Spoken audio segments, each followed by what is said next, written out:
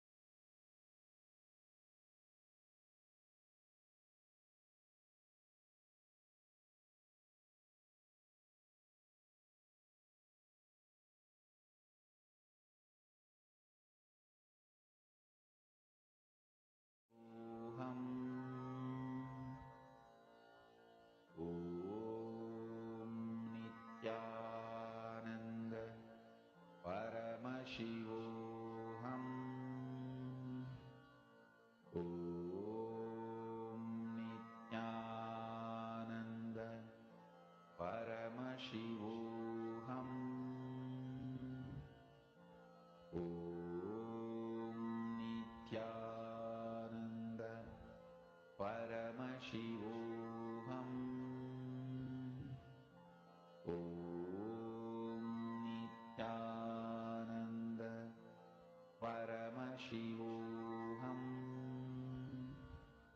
Om Nithyananda Paramashivoham.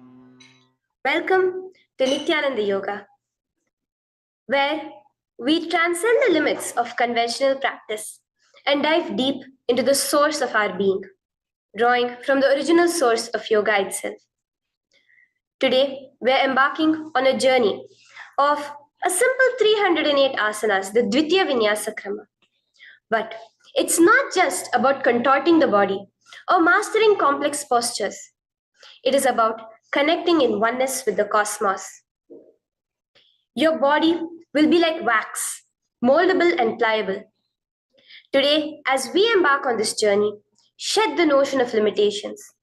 Forget the boundaries imposed by your bone and flesh. Instead, recognize yourself as the very source material of the cosmos, the consciousness from where we all come from. With each movement, you will not just be stretching muscles, you will be reaching into the depths of your consciousness.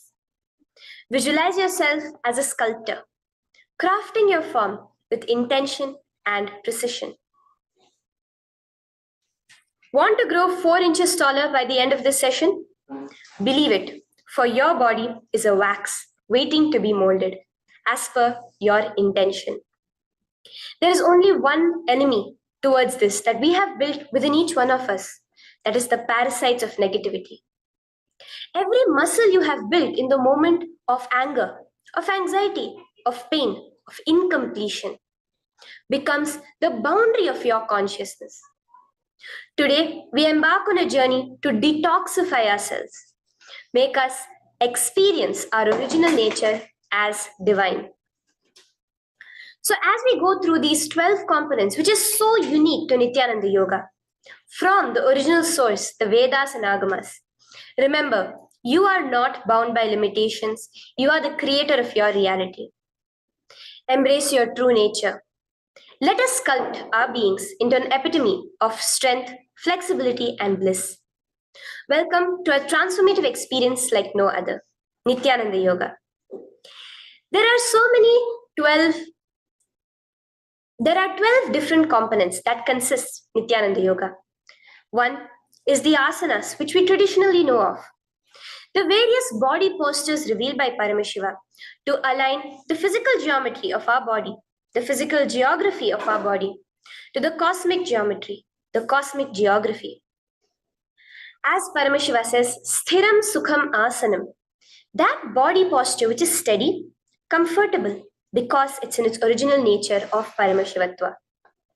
The second are the pranayamas, the various systematic breathing techniques that Paramashiva has revealed for each one of us, that connect us to the higher dimensions of the cosmos and increase the life energy within us. The fourth are the bandhas, the different internal locks of the body. The third are the mudras, the various hand gestures and body movements to seal that life energy within ourselves. The very word mudra means seals. You will be able to seal the space of oneness within you with Paramashiva. The fourth are the bandhas, the various internal locks of the body to awaken the Kundalini Shakti, our latent potential energy, and make us conducive for the ultimate experience. The fifth are the karanas, the beautiful dance movements of the body, revealed by Paramashiva to put you in the space of ultimate bliss, and which engage all the different parts of your body. The next are the visualizations. As Swamiji says, the intention with which you move your body manifests as your reality. As you hold the visualization within you of the various gods and goddesses of KAILASA, of the various beings of this universe, you manifest the powers of those beings within you. The next are the japas, the various powerful energy vibrations of the cosmos that you will be subtly repeating in your throat center, that will cause your very DNA to be bound to the cosmos, to your consciousness with the highest frequency possible. The next are the pramanas, the chanting of the sacred mantras, the original source scripture of Hinduism that reveal the science of Nithyananda Yoga, of yoga, because as Swamiji says, yoga has a source and it is Hinduism. These original verses will manifest the vision Paramashiva had when he created yoga in each and every one of us. There are weights, which is an optional component, helps us to enhance our experience of Nithyananda Yoga as revealed from the source scriptures of Hinduism. The next are the mandalas, the cosmic geometrical representation. The Shri Chakra, the Shri Yantra, which is the direct geometrical representation of the cosmos. When you keep that in front of you and gaze at it throughout your Nithyananda Yoga, your body will fluidly just align itself to the cosmos. We have the Abharana, the Rudraksha, which we keep on our body, which acts as an energy battery, sucking in, storing the energy that we produce during this Nithyananda Yoga and releasing it to us throughout the day to fuel our entire day with consciousness. The last but not the least are the Aushadas, the various sacred herbs that you can apply to, which can be infused with the thought current of Paramashvatva to manifest it within you.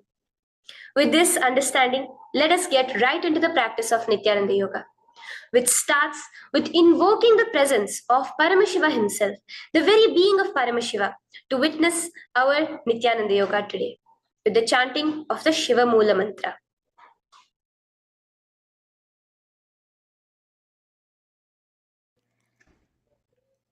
Let us now chant the Shiva Mula Mantra 11 times internally. Om Ham Hom Shivaya Namaha. Om Ham Hom Shivaya Namaha. Om Ham Hom Shivaya Namaha. Om Ham Hom Shivaya Namaha. Om Ham Hom Shivaya Namaha. Om Ham Hom Shivaya Namaha. Om Ham Hom Shivaya Namaha. Om Ham Hom Shivaya Namaha. Om Ham Hom Shivaya Namaha. Om Ham Hom Shivaya Namaha. Om Ham Hom Shivaya Namaha. The next step of this ritual of yoga, as Swamiji reveals, yoga is a ritual, a methodology to connect yourself with the divine. As every ritual in Hinduism goes, we cleanse the three elements of our body, of the world, and of the ultimate with the Tattvachamanam.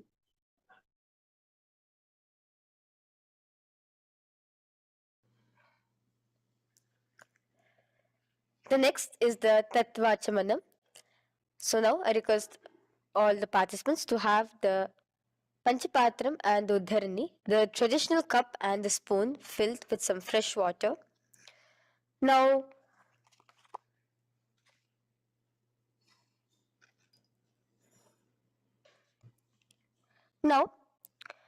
keeping your right hand in the shape of a cow's ear, the Gokarna Mudra, pour an Uddharani of water from the Panchapatram and chanting each of the following mantras internally, drink the water that flows through the base of the palm. Om Atmatattvam Shodayami Svadha. Om Vidyatattvam Shodayami Svadha. Om Shivatattvam Shodayami Svadha. Wash your right hand with water from the Panchapatram. Now, chanting the following mantra internally, wipe the upper and lower lips twice using the base of the right hand thumb. moving the hand from right to the left of the lips. Om Ham Hridayaya Namaha. Wash your right hand with water from the Panchapatram. Now, with the tips of right hand index, middle and ring finger, touch above the upper lips and below the lower lips. Wash your right hand with water from the Panchapatram. Now, with the tips of right hand index finger and thumb joined together, touch your right nostril, left nostril. With the tips of right hand ring finger and thumb joined together, touch your right eye, right ear, left ear. Wash your right hand with water from the Panchapatram. Now, with the base of the right hand thumb and little finger, touch the navel, right chest, left chest. With the right hand, fingertips together, touch the top of the head, right shoulder, left shoulder, and your heart center. With that, we have the Sankalpa. The Sankalpa, the manifestation of our conscious intention. What is it today each one of us want to manifest through Nithyananda Yoga? Hold that in your inner space. Through this conscious intention, which directly happens with the blessings, with the grace of the Supreme Pontiff of Hinduism, Bhagavan Sri Nithyananda Paramashivoham, you will just see your intention manifesting as reality.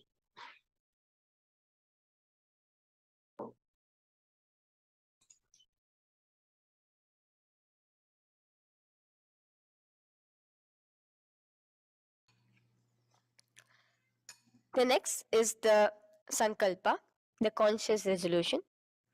So now I request all participants now to,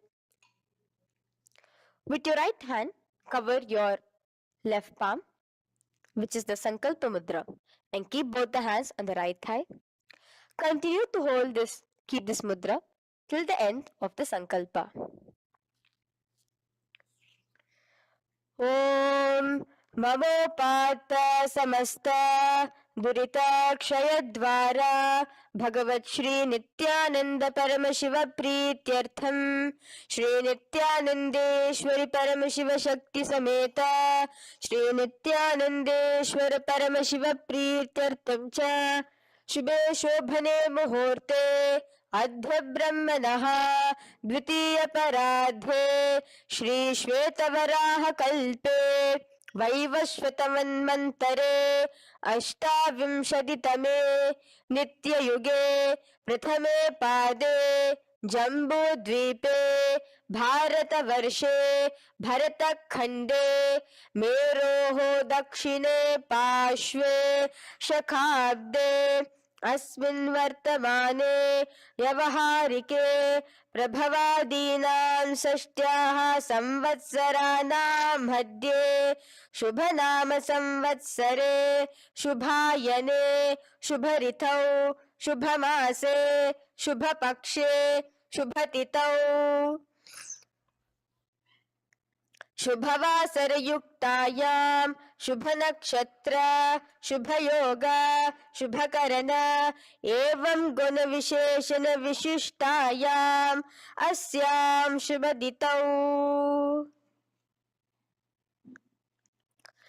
Shri कैलासोन्नत द्वादशान्त Shyamala पीठारूढ Shri Meenakshi सुंदरेश्वरा भिन्न स्वरूप परशिवपुत्र रत्नकुमार गुरुमन्यतुल्यावतार श्री पार्वती स्तन्यपान लब्ध दिव्य ज्ञान विश्रुत सकल निगमागम सारभूत द्राविड वेद प्रवक्त्रे श्रीमत् परम शिव करुणा समधिगत मुक्तामय चतुरश्रयान गीयमान छत्र चामर श्री चिन्ह काहलादि समस्त बिरदावल्यलंकृत ज्ञान विज्ञान चक्रवर्ती सर्वजन संग सद्यो निर्वाण दीक्षा व्याप वर्ग वर्ष विश्रान जीमूत परमत कलभ केसरी शैव सिद्धांत स्थापनाचार्य श्री राजाधिराज पांड्य महाराज गुरु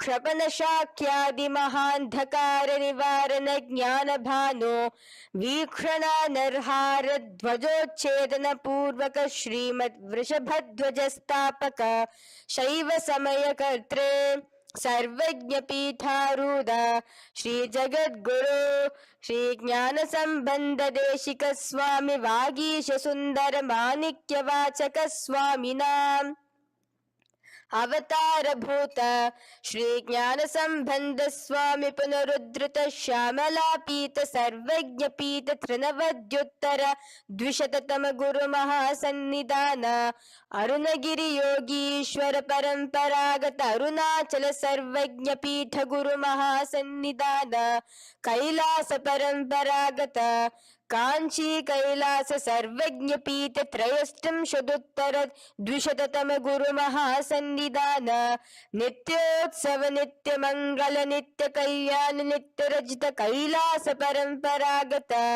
आदि कैलास नित्यानंद पीठ महासंस्थान महासिंहासन पीठ कर्त्रे साक्षात् श्री परम शिव समुद्भूत कैलास परंपरागत वैवस्वत मुनि इक्ष्वाकु हरिश्चंद्र भगीरथ श्रीरामचंद्र सूरसेन इत्यादि अनवच्छिन्न सार्वभौम चक्रवर्ती परंपरागत चतुष्षष्टि योगिनी मंडित चतुष्षष्टि संप्रदाय प्रवर्तक मनुधर्म शासन सूर्यवंश प्राप्त सर्वज्ञ पीठ सुरांगी साम्राज्य मूधाभिषिक्त चूडामणे साक्षात् श्री परम शिव समुद्भूत कपिल महागुरु पुनरुद्धृत महानिर्वाणि पीठ अष्टोत्तर सहस्र श्री महामंडलेश्वर साक्षात् श्री परम शिव समुद्भूत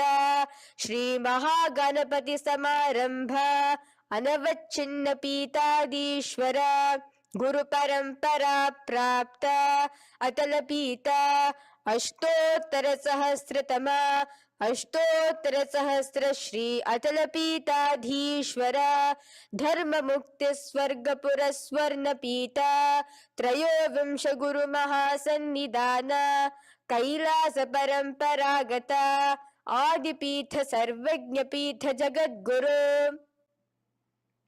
श्री कैलास पुनरुद्धारक श्री कैलास परमाचार्य श्रीमत् परमहंस परिव्राजकाचार्य वर्य सच्चिदानंद प्रणव स्वरूप श्रोत्रिय ब्रह्मनिष्ठ श्रीमद् जगद्गुरु श्रील श्री भगवत श्री नित्यानंद परम शिव श्री ज्ञान संबंध देशिक परमाचार्य स्वामिनां प्रीत्यर्थम तेषां पादारविन्दयोः भक्ति सिद्ध्यर्थम गुरु कृपा कटाक्ष सिद्ध्यर्थम क्षेम स्थैर्य वीर विजय आयुरारोग्य ऐश्वर्यानाम् अभिवृद्ध्यर्थम धर्मार्थ काम मोक्ष चतुर्विध फल पुरुषार्थ सिद्ध्यर्थम समस्त दुरितोपशांत्यर्थम समस्त मंगलावाप्यर्थम भगवत श्री नित्यानंद परम Shiv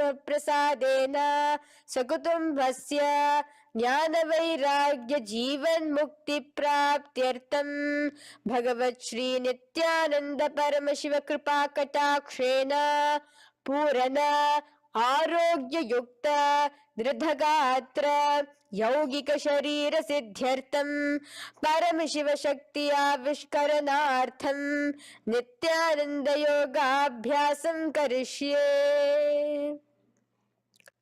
Now wash your right hand with water from the Panchapatram. Om Apaupasprisya. Now, let's get started with the asanas. Okay? Sit first in a cross-legged position on the ground in Sukhasana. Bring your hands into the Bindu Mudra with your thumbs and index fingers touching each other. Place it on top of your knees. Here we have the Kumbhaka, the pranayama of Samana Kumbhaka. As you inhale and exhale, visualize flames licking up your spine. Do the bandhas, the locks, the Mahamudra Bandha, all three of the bandhas, where you are doing the Jalandhara Bandha, tucking in your chin to your chest, the Udyana Bandha, sucking in your stomach, and the Moola Bandha, clenching your perineum. For the first set of asanas, we have the japa Soham, which you'll be repeating in your throat center. As you do Sukhasana, visualize Lord Shiva in your inner space. The next asana is Parvatasana. Now, from the seated position, bring both your feet to the opposite thighs. Clasp your hands together in front of your heart center in the Anjali Mudra and raise it above your head. Keep your hands as straight as you can. Continue the Samana Kumbhaka and the Japa of Soham. Remain with all the three bandhas, the chin to your chest in Jalandhara Bandha, the stomach tucked in Udyana Bandha, and the clenched perineum in Moola Bandha. Here, visualize yourself as Mount Kailash. The next asana is Hali Pavasana. Now slowly bring your feet together in front of your body as you stretch it out a little further away. Now bring your hands behind your back and clasp the left hand by your right. Lean forward, placing your forehead on the ground as you continue to engage all the three bandhas. Here, gaze at your nose. Visualize Swamiji, the Supreme Pontiff of Hinduism, in your inner space. Now, in a similar position from Hali Pavasana, just release your hands, slightly get up and bring your hands in front of your body. Place them on the ground, cupping your hands, making a hollow in Nagi Pavasana. Visualize yourself as a snake, gazing at your nose. Continue the japa, the pranayama, and all three bandhas engaged. Now, raise up. This is Kokilasana. Hold your big toes with your index and middle finger in the Prana Mudra. Stretch your legs straight out and upwards. Cross it into Padmasana. Bring it to your opposite thighs. Lean forward and down onto your elbows. Again, tuck your chin into your chest, suck in your stomach, and clench the perineum in the Mahamudra Bandha. Visualize yourself as a bird in Kokilasana. The next is Nithyananda. Now, raise up again. Bring one ankle to the top of the opposite knee. Hold the elbows with your hands. Hold the respective elbows with the opposite hands. Again, engage all the three bandhas and rotate your arms in a circular motion. Keep the spine completely straight and gaze towards your nose. Visualize Swamiji, the Supreme Pontiff of Hinduism, in your inner space. Next is Gajasana. Press your hands onto the ground. You can bring your feet a little back as you raise yourself up, your hips up high. Lower your head and then chest, scooping your body forward again and again. Here, engage the Udyana Bandha, where you suck in your stomach along with the Moola Bandha, clenching the perineum. Visualize yourself as an elephant. Gajasana. Now stop the movement slowly. In another dynamic asana, which is Rikshasana, you will start alternatively pressing the heel of one foot onto the ground while lifting the other heel up. Repeat this again and again. The next is Vaishyasana. Now slowly come to a standing position. Stand tall on the tips of just your big toes. Keep your head neck straight line. And bring the middle, index and ring fingers to your heart in the Hridaya Mudra. Continue engaging the Udyana Bandha. Visualize Swamiji in your inner space. Here we have a very interesting movement, which is the Karanas, the dance movements. So the first Karana is Urdhva Janu Karana, which literally means the raised knee. So now stand in the Aramandi position, which is your heels touching together, the toes facing outwards, almost at a 45-degree angle. Bend your knees low And keep both your hands at your chest, elbows parallel to the ground. Twist one knee towards the center of your body. Raise it up, back across the body back to the original position. Simultaneously with the leg movement, follow it with your respective hand, up and across the body. Repeat this alternatively on both sides. Now, in Balalingasana, come back to a standing position straight and interlace your fingers from outside in. This is the Sarva Vashankari Mudra. Hold on to your knee, pulling it up towards your chest. Pull it tight. Continue to keep your spine straight. Engage all the three bandhas, the Jalandhara Bandha, the Udyana Bandha and the Moola Bandha. As you are holding your knee, visualize yourself holding, caressing a baby. Balalingasana. The next asana is Pada Pidanasana. Now the same foot which is raised, clasp it with your hands and pull it behind towards your body, holding it with both your hands. Again, engage all the three bandhas, standing tall. Visualize Swamiji, the Supreme Pontiff of Hinduism, in your inner space.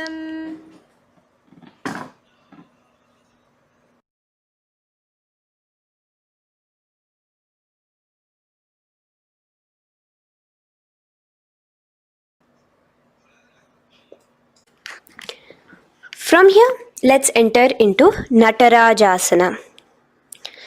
Now, the same foot you're already holding behind your back, twist the same hand of that leg inwards and pull the leg back.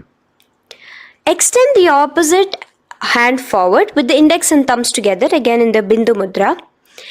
Now, pull the foot back and up while leaning forward in Natarajasana. Hold your balance here. Here you will be engaging only the Moola Bandha, visualizing yourself as Lord Nataraja, the Lord of Dance.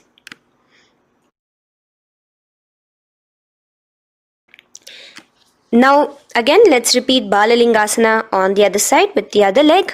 Pull it up towards your chest with the hands in the Sarva Vashankari Mudra. Engage all the three bandhas as you visualize yourself holding and caressing a baby. Now pull your foot back into Pada Pidanasana on the other side. Remain with all the three bandhas engaged. Visualize Swamiji in your inner space. And lean forward. Now, hands stretched in the Bindu Mudra into Natarajasana. Balance there as you visualize yourself as Lord Nataraja. Now, come back to a standing position. Release your leg. Gain your balance. As we enter into the Ardharechita Karana. Now again bring yourself to the Aramandi position, heels together, toes pointed outwards and knees bent. Now from this position, bring your right foot onto the tips of the toes behind the left heel. The heel should be up. Bring your left hand towards your chest, parallel to the ground again, and extend the right arm out and wide like a pendulum. Bring it back towards your chest. Now while your arm is swinging, remember to move your fingers one by one inwards towards the palm and then outwards.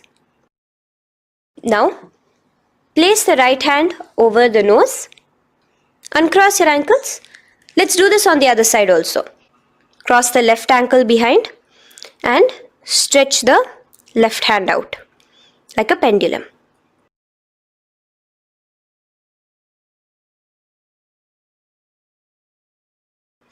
Bring it to your nose and cross the ankles. Now let us enter into the skeleton dance. It's a very powerful meditation. It cleanses the muscle memory. Any patterns which are there within your muscle memory can be completely wiped out through this skeleton dance. Just 2 simple steps. Now stand straight. Visualize yourself as a skeleton. You can close your eyes. Just visualize yourself as pure bones. There are no muscles, no veins, no nerves, tissues, organs, nothing. Just bones, a skeleton form. And shake your body intensely. As a skeleton, you are moving yourself wildly, intensely. Just shake it all out. Move your hands, move your legs, your head. Let there be no bone in your body untouched. Just move it. Move wildly. Shake, shake. Literally feel yourself throwing all the patterns out of your system with the intensity of your shaking.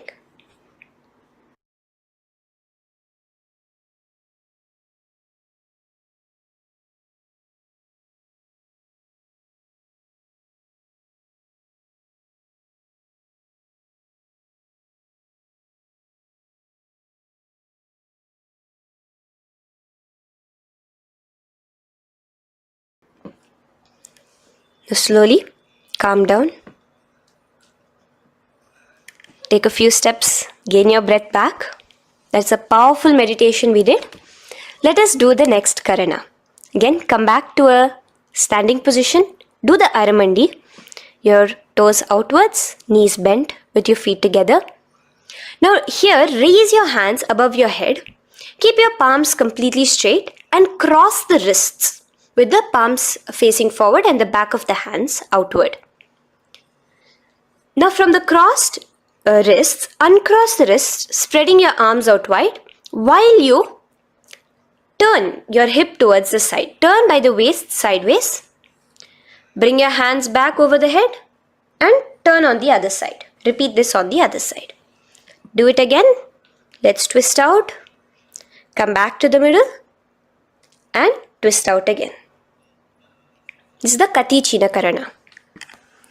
Now stand tall. Raise your hands above your head. Bring yourself to the top of the tip of your toes. Let your hands face each other parallel to the ears. You're tall, pushing yourself, stretching yourself. Again, engage all the three bandhas. Tucking in your chin to the chest, sucking in your stomach and clenching your perineum. Visualize yourself as a palm tree. We have the japa changing over here where you'll be repeating Shivoham in your throat center. Tadasana. Now, as we enter into Uttanasana, relax and lean forward, bringing your hands on by the ground next to your feet. Keep your palms flat on the ground. Try your best. Engage all the three bandhas. Remain with all the three bandhas engaged as you visualize Swamiji, the Supreme Pontiff of Hinduism himself, in your inner space. Now jump your feet back into Tarakshvasana, coming to a plank position. Keep your hands shoulder width apart. Be steady there. Chuck in your chin to your chest in the Jalandhara Bandha as well as engaging the Moola Bandha. Now rotate your head while in the Jalandhara Bandha from shoulder to shoulder, side to side. This is Tarakshvasana. Visualize Swamiji, the Supreme Pontiff of Hinduism, in your inner space. Yes. Now lay flat onto the ground in Bhujangasana. Lower your entire body down. Now point your toes backwards. Keep your hands by the side of your chest and push yourself off the ground. Remember to use the strength of your lower back to hold yourself up. Open your mouth wide. Inhale through the hollow of your throat and exhale through your nose. This is the Bhujangani Mudra. In Bhujangasana, you will visualize yourself as a cobra.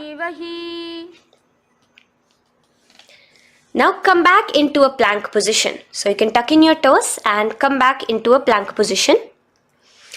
In Shashasana, alternate bringing one knee towards your chest, back and forth. So you'll bring one knee front, push it back and bring the other knee. Repeat this again and again. Do the Sahaja Kumbhaka.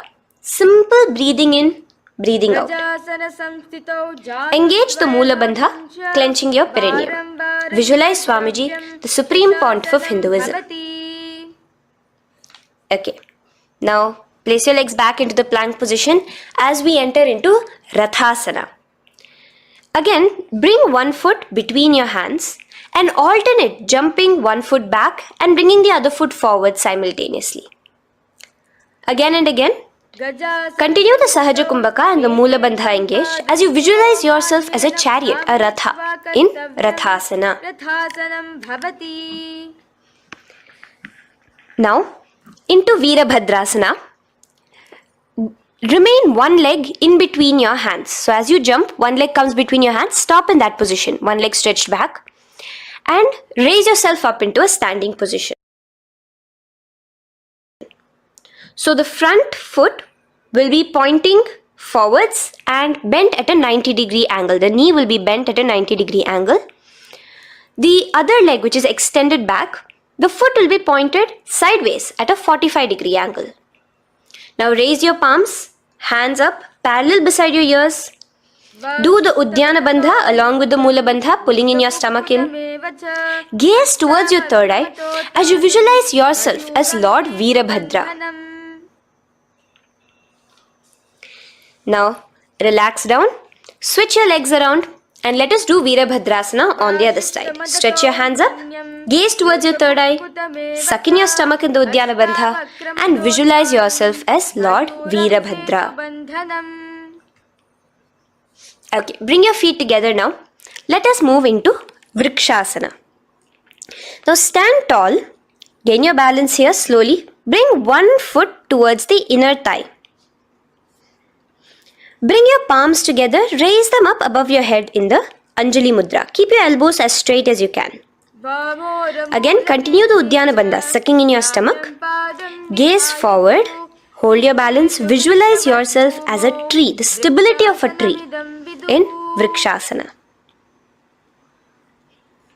Now, slowly bring your hands down.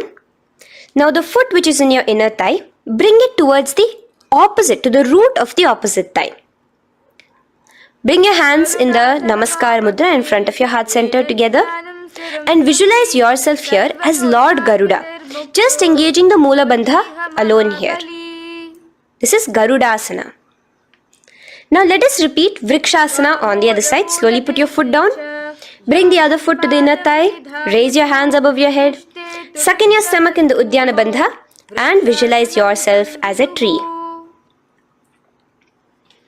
Let's repeat Garudasana on the other side. Slowly bring the foot to the opposite thigh and lower your hands to be in front of your heart center. Release the Uddiyana Bandha, just engaging the Mula Bandha, clenching your perineum.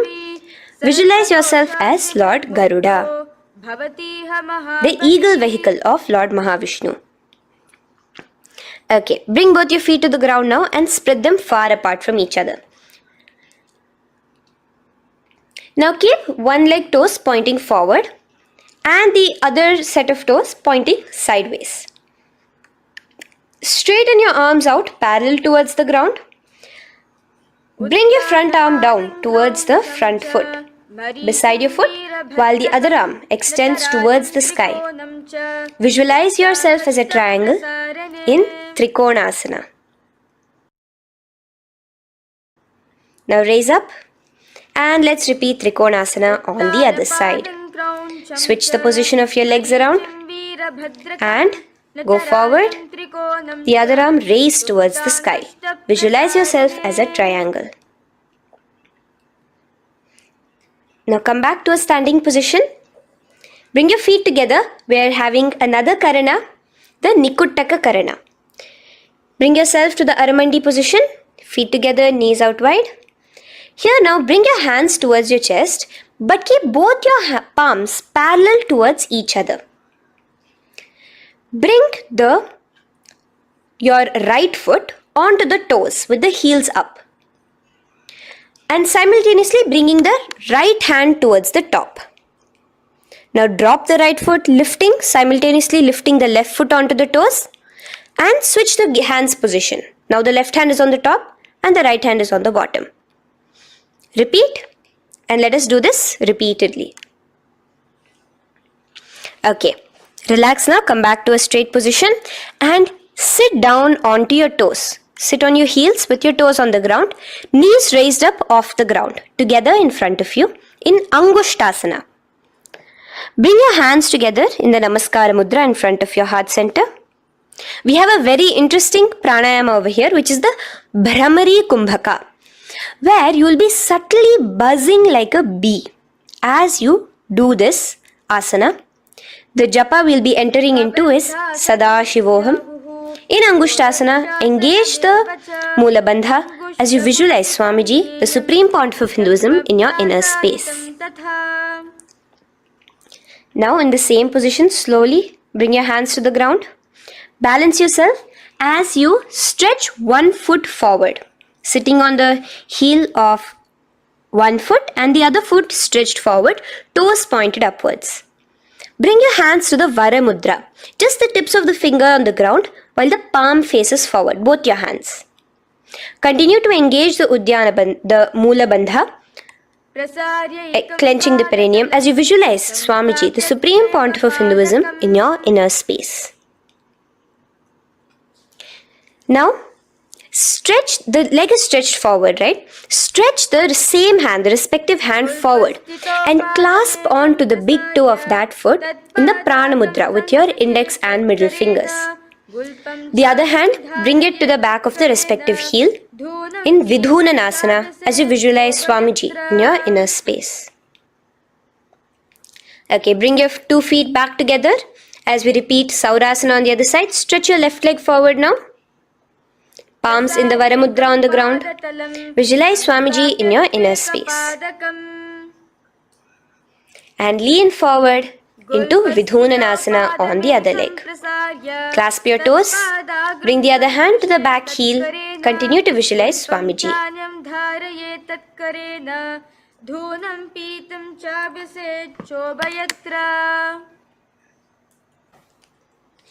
Now bring your 2 feet back together as you continue to sit on the heels, getting a nice toe workout here. Balance on your toes, bring your knees together in front of you. Now place your palms on top of the respective knees with the hands facing upwards, the palms facing upwards. Leave a slight gap between your palms and knees. As you gaze forward, engage the Jalandhara Bandha, tucking in your chin to your chest, and look between the gap between your hands. Brahma Jurankushasana. The next is Kapilasana. Now spread your knees wide and place them onto the ground. Keep your hands on the respective knees. Pull your stomach in and up in the Uddiyana Bandha. Gaze towards your nose as you visualize yourself as Maha Kapila Muni, the first man that ever started thinking. In the same position, just release that Uddiyana Bandha. Release the lock of the stomach, but continue to clench your perineum in Mula Bandha as you switch your gaze to your third eye. So from your nose, switch your gaze to the third eye. Visualize Swamiji, the Supreme Pontiff of Hinduism, in your inner space. Bhadra Gorakshasana. Next is Suryasana. Now, your toes are tucked. Just lift your knees off the ground, wide apart. Bring your hands together in the Padma Mudra with the little fingers and thumbs joined together. Engage the Uddiyana Bandha, suck in your stomach and raise your hands up tall above your head. Slightly lean back as you look towards the gap between your hands. Visualize Lord Surya in your inner space. Now relax, slowly bring your hands to the ground. Sit on top of your heels, the toes flat. Here, keep your hands on top of your knees and lift your tongue up against the roof of your mouth in the Manduki Mudra. Do the Sahaja Kumbhaka, simple breathing in and out. Engage the Mula Bandha, clenching your perineum. With the Japa Sadashivoham, repeating in your inner space, here you will visualize yourself as a frog in Mandukasana. Your tongue pressed against the upper palate. Is your frog-like tongue catching the nectar of immortality dripping from your Sahasrara Chakra? Gaze towards your third eye in Mandukasana. Now from here itself, moving into Uttana Mandukasana.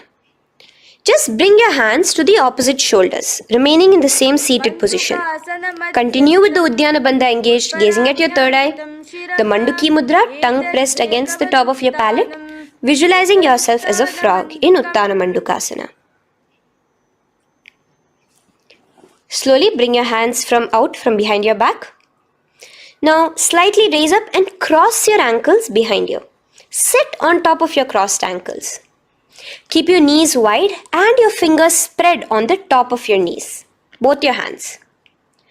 Open your mouth wide and stick out your tongue, exhaling forcefully. Gaze at the tip of your nose. Repeat this several times because you're visualizing yourself as a lion in Simhasana. The next asana is Bhadrasana. Now you can release yourself and uncross your ankles. Just keep your toes crossed behind you. Again, sit on top of your heels, keeping your knees wide apart. Cross your hands behind your back, hold on to the big toes in the Prana Mudra with your index and middle fingers. Apply the Jalandhara Bandha, tucking your chin to your chest along with the Mula Bandha, sucking in your perineum. As you gaze towards your nose, here, resume the Brahmari Kumbhaka, buzzing like a bee subtly in your inner space as you visualize Swamiji, the Supreme Pontiff of Hinduism, in your inner space. Now, bring your hands out from behind you. As you bring yourself to a squatting position. Keep your feet flat onto the ground as close together as possible, but your knees opened wide. Bring your body in between your knees, your torso in between your knees, and take your arms in and around your knees towards the back, clasping your fingers, interlacing your fingers behind you in the Parashu Mudra. Gaze towards your nose. Visualize yourself as a crow in Kakabhusandiya Asana. The next asana is Kani Pavasana. Unclasp your hands and place them flat onto the floor. Keep them shoulder width apart for good balance. Now, slowly bring your knees to the back of your arms, above the elbows. Lean your chin forward and down. Keep your gaze steady as you lift your feet off the ground. In Kani Pavasana, visualize Swamiji, the Supreme Pontiff of Hinduism, in your inner space. Now in the same position, slowly lower your head to the ground and stretch your legs up high, forming a tripod between your two hands and your head in Kapali Asana. Gaze at your nose, continue the Brahmari Kumbhaka, continue engaging the Mula Bandha and the Japa of Sadashivoham. Visualize Swamiji in your inner space. The next asana is Parshva Mayurasana. Slowly bring your feet down. Yes, relax. And now squat on your toes with your knees together and twist your body. Place both the hands to one side of your knees.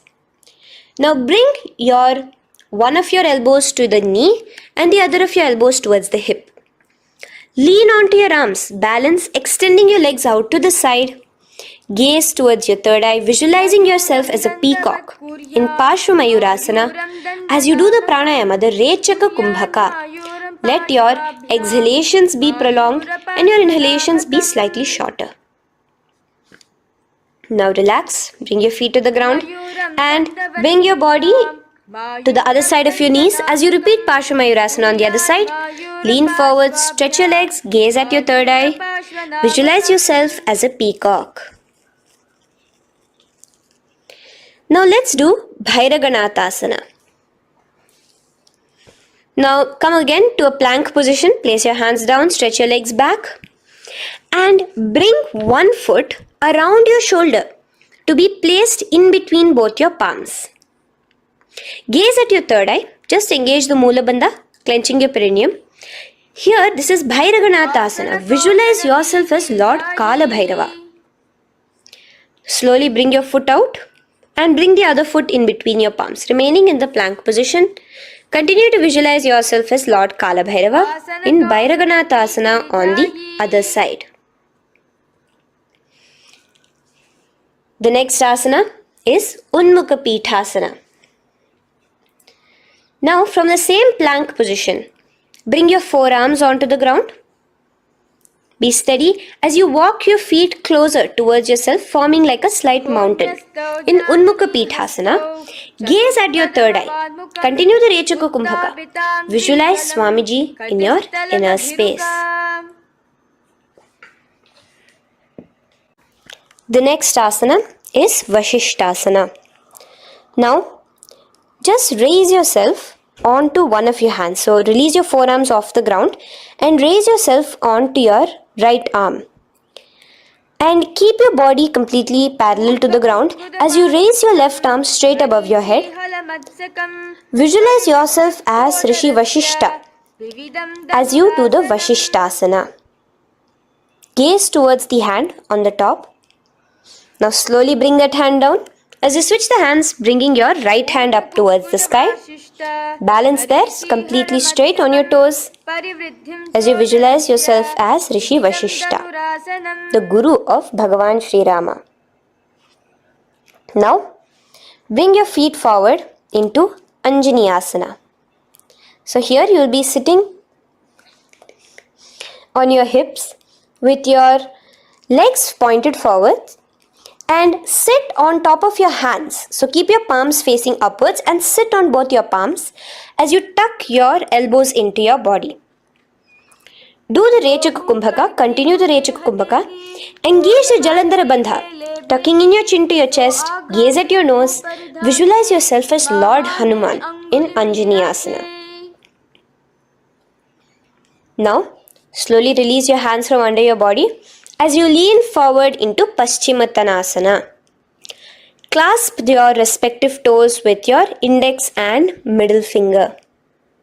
Lean forward and down, bring your elbows to the ground, your forehead towards your knees.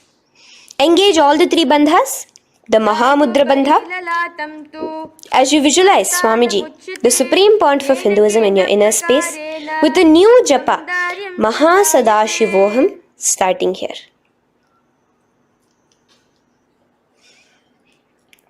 The next is Ugrasana. Now, you can raise up and clasp your hands behind your neck in the Parashumudra. Interlace both your fingers. Lean forward and down, bringing your forehead to your knees and your elbows onto the ground. Again, engage all the three bandhas in the Mahamudra Bandha as you visualize Devi Kali in your inner space in Ugrasana. The next is Marichyasana. So raise up and keep one leg pointed forward while you bring the other leg towards the groin, the knee pointed upwards. Place the foot flat on the ground.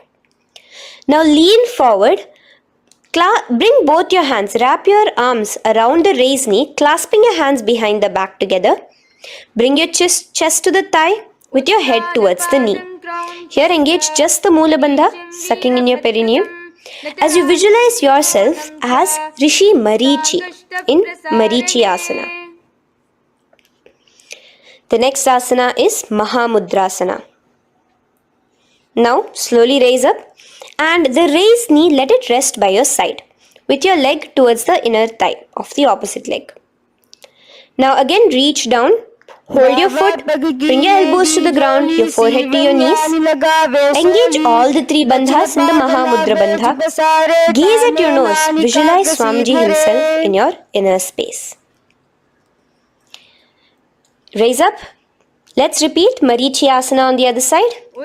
Bring the other foot straight while the other foot comes into the groin. Knee up. Lean forward, clasping your hands behind your back. Visualize yourself as Sage Marichi.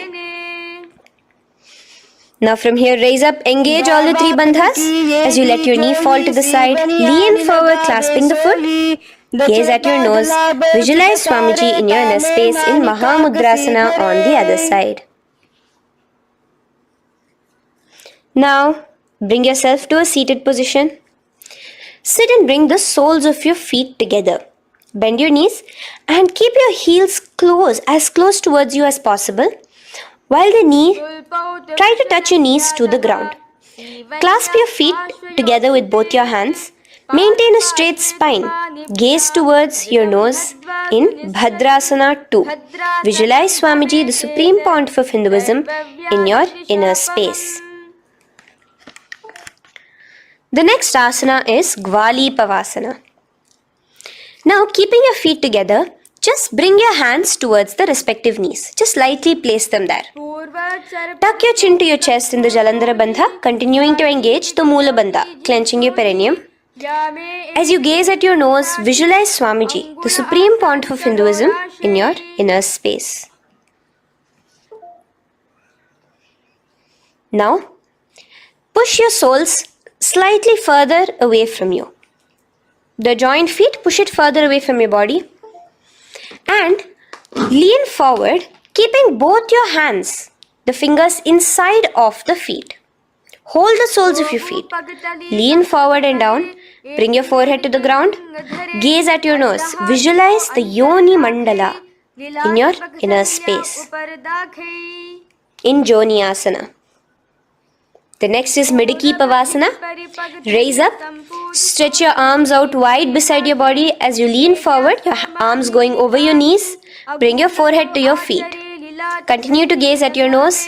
Visualize Swamiji, the Supreme Pontiff of Hinduism, in your inner space. Now, in Siddha Samadhi Asana, raise yourself up. Now, put your forearms underneath the calves of the respective legs. Let your palms face up towards the sky as you bring your head down to your feet. Gaze at your nose as you visualize Lord Surya in your inner space in Siddha Samadhi Asana.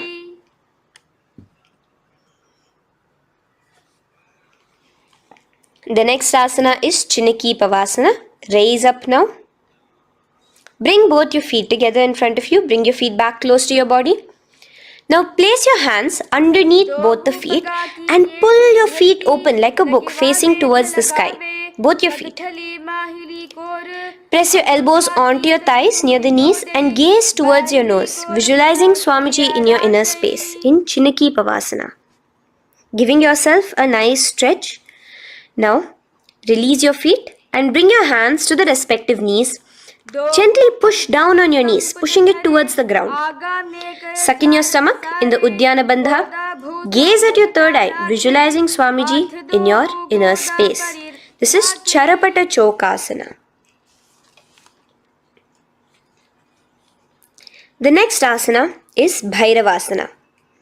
Now continuing to remain with your feet together, you can use the help of your hands to bring your toes onto the ground with your heels pointed upwards. Just push yourself and try to do it. Continue to remain with the Uddiyana Bandha engaged, your stomach sucked in. Bring your hands to the Bindu Mudra with the index and thumbs together on top of the knees. Gaze at your third eye. Visualize yourself as Lord Kala Bhairava in Bhairavasana. The next asana is Samanasana. So slowly you can bring your feet out from underneath. Take now one foot towards your chest, holding with both your hands as the other foot rests by the perineum. Pull the sole onto your chest. Gaze at your third eye. Visualize yourself holding the breath in the Mooladhara Chakra, the Chaturdala, the 4-petal lotus of your body. Gaze at your third eye. Visualize Swamiji, the Supreme Pontiff of Hinduism, in your inner space in Samanasana. From here, let's move into Apanasana. Now, the foot that you have towards your chest, just bring it over your shoulder and place both your palms onto the ground beside you. As you lift the leg by your perineum, stretch it out and lift it up high into the sky in Apanasana. Gaze at your third eye, visualizing Swamiji in your inner space. Let's repeat Samanasana on the other side. Bring your foot down. Clasp the other foot towards your chest. Gaze at your third eye, visualizing Swamiji in your inner space. And bring the foot onto your shoulder as we repeat Apanasana on the other side. Stretch your leg out straight in front of you, up high towards the sky, gazing at the third eye, visualizing Swamiji in your inner space. Okay, relax slowly. Let's move into Gomukhasana. Now, sitting in a seated position, cross one leg over the other, like over, and align the knees together at the center of your body and the feet by the opposite hips. Place both your hands on top of the stacked knees. Gaze at your nose. Here we have a beautiful pranayama, very cooling pranayama, which is the Sheetkari pranayama, where you will be inhaling through your clenched teeth with your tongue pressed against behind your teeth and exhaling through your nose, creating a hissing sound. The japa will be for the next sequence of asanas. Om Nithyananda. Visualize the face of a cow in Gomukhasana. Now keep your knees crossed. From the knees, bring your hands towards the respective toes on the side of the body. Clasp the big toe in Prana Mudra. Suck in your stomach in the Uddiyana Bandha. Visualize yourself as Rishika Anasuya in Anasuyasana. Now in Anusuyasana 2, just bring your hands behind your back, clasped together, interlaced fingers in the Parashamudra. Lean forward and down. Try to bring your nose to touch the ground in front of you. Just visualize yourself as Rishika Anasuya and gaze at your nose. Anusuyasana 2. Raise yourself up now. Now bring one foot towards the perineum, knee resting on the ground. Raise your other foot with the foot in front of the lying down, a foot, knees pointed upwards towards your chest. Place your hands on the respective knees. Keep your spine tall, chest out. Gaze at your nose. Visualize yourself as Lord Garuda, the eagle vehicle of Bhagavan Mahavishnu. Garudasana 2. From here, moving into Naradasana. Now, keep both your hands, bring both your hands behind your neck and clasp them in the Parashamudra. Interlace your fingers behind your neck. Twist outward of the raised knee. Just keep your whole body outside of the raised knee. Gaze towards your third eye, visualizing yourself as Devarishi Narada in your inner space. From Naradasana, let's enter into Matsya Pithakasana. Place one foot on the top of the opposite thigh. Wrap your respective arm across the knee, holding on to the opposite shin. Extend the opposite hand straight. Hold on to the respective toe with the index and middle fingers in Prana Mudra. Gaze towards your nose. Visualize Matsyavatara, the fish form of Bhagavan Mahavishnu in your inner space. In Matsya Pithakasana.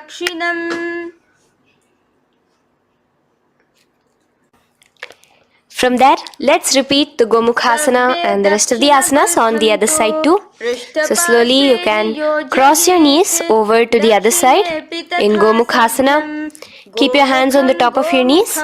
Gaze at your nose as you visualize the face of a cow in Gomukhasana. Continuing into Anusuyasana on the other side, bring your hands to your toes. Suck in your stomach in the Uddiyana Bandha. Gaze at your nose, visualize yourself as Rishika Anasuya. And lean forward, bringing your hands behind your back in Anusuyasana 2. Interlace your fingers in the Parashamudra. Continue to gaze at your nose, visualizing yourself as Rishika Anasuya. As you relax the Uddiyana Bandha, just clenching the Mula Bandha alone. Raise up, bring your feet together in front of you as we enter into Garudasana 2. Place your hands on the respective knees. Stay straight. Visualize yourself as Lord Garuda as you gaze towards your nose.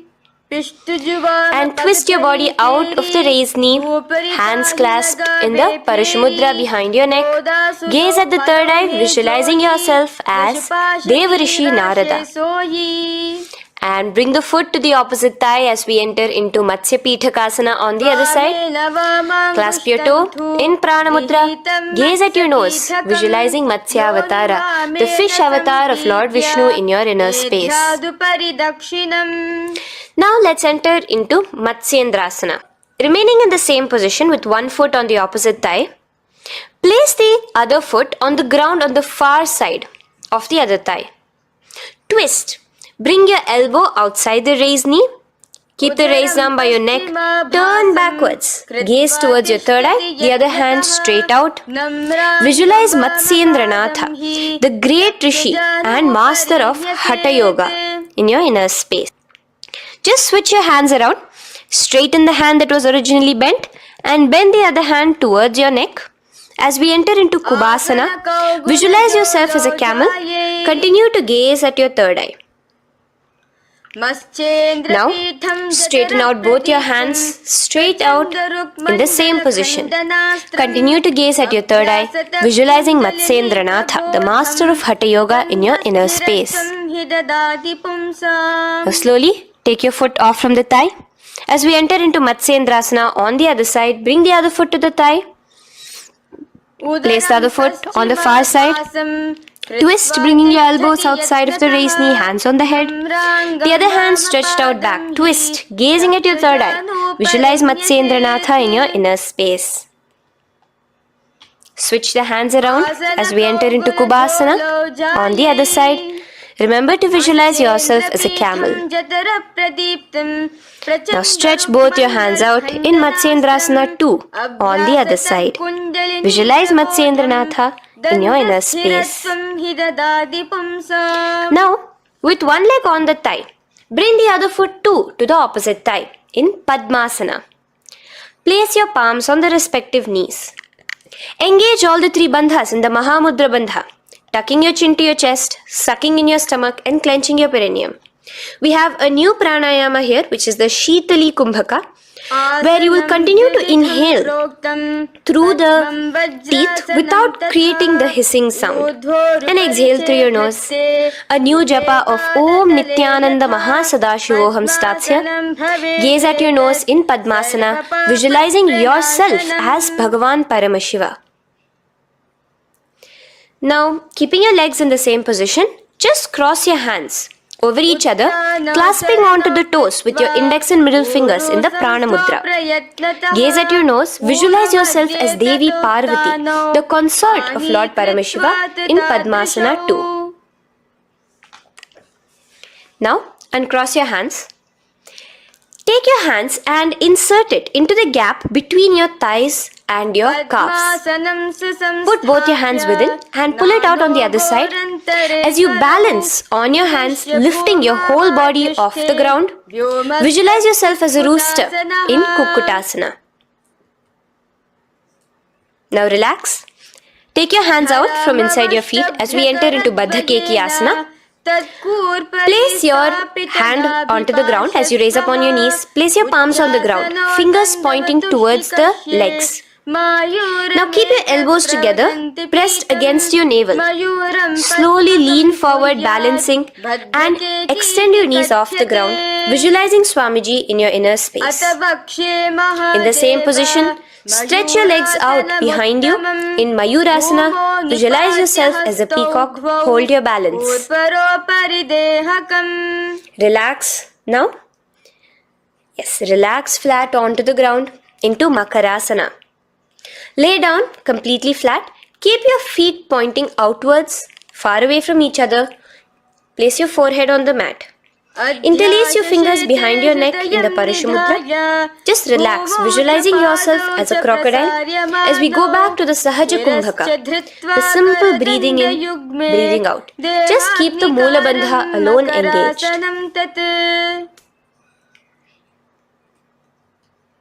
The next asana is Shalabhasana. Now lay on your stomach and place your hands on the ground beside the chest. From the laying position, raise your legs up. Use your core strength to bring your thighs off the ground. Visualizing yourself as a locust in Shalabhasana. Relax your feet down and bring your hands to your feet, pulling your feet down towards the ground beside your hips. In Ushtrasana, visualize yourself as a camel. Now slowly kick your legs back. Rise your hand is clasping your feet. Pull your feet towards the sky, lifting your chest and thighs off the ground. In Dhanurasana, gaze at your third eye. Visualize yourself as Paramashiva's bow. Relax slowly and come up to a sitting position. In Bhagasana, sit on both your knees with your head, neck and spine straight. Clench your perineum in the Moola Bandha. Place your hands on top of your knees. Gaze towards your third eye, visualizing Swamiji, the Supreme Pontiff of Hinduism, in your inner space. From here we enter into Gohyasana. We have a couple of headstand postures here, so get yourself ready. Now place your forearms on the ground with your fingers interlocked. Ensure your elbows are at shoulder width for the best balance. Place the top of your head on the ground, holding your head with your hands. Slowly walk your toes forward until your hips are in a straight line with your shoulders, and just kick your feet up slightly, Make sure not to lose your balance.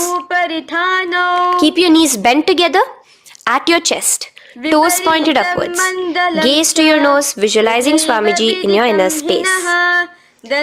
From here, stretch your legs out into Shirasasana, continuing to hold the balance there as you continue to gaze at your nose, visualizing Swamiji in your inner space. Bring your feet to the ground, relax slowly. The next asana is Podhyasana. So come to a seated position. Bring your hands behind your calves, stretching your legs up and your forehead to your knees. Visualize Swamiji in your inner space. Here we have a new Kumbhaka, which is the Bhastrika Kumbhaka, where you will be exhaling forcefully, making the sound of a bellows. Podhyasana. The japa for this next series is Om Nithyananda Paramashivoham, the Mahavakya. Relax yourself. Continuing to remain balanced with your legs up, just bring your hands to the opposite shoulders. In Parighasana, visualize yourself as a mace as you gaze towards your third eye. Now relax. Keep your elbows and palms onto the ground as your legs are raised. Visualize yourself as a boat in Naukasana. Continuing to gaze towards your third eye, remember to continue the Bhastrika Kumbhaka. Forceful exhalation. Now, continuing to keep your balance, just bring your hands to your feet and scoop your hands underneath the heels, pull it towards the chest. Keep your spine upright, gaze towards your nose. Visualize yourself as Lord Rudra in Rudrasana, the most ferocious form of Paramashiva. Now lay on your back. So you can remove your hands from underneath your feet and lay on your back. With your feet flat on the ground, knees pointed upwards. Now place your palms down. Just let your fingers touch the back of your heel. Do not clasp your feet. Lift your hips up high, pressing the feet onto the ground. Chin tucked to the chest in the Jalandhara Bandha automatically. Gaze at your nose, visualizing Swamiji in Unmukha Pithasana 2. Now lay onto the ground in Shavasana. Just lay completely flat with your palms facing upwards by the side of your body. Just unclutch from any movement happening within you. Visualize your body is dead. The Supreme Pontiff of Hinduism, Swamiji, is just liberating you. Just let your awareness, your energy completely pervade your body in the Shakti Chalan Mudra as you continue to vibrate with the Mahavakya.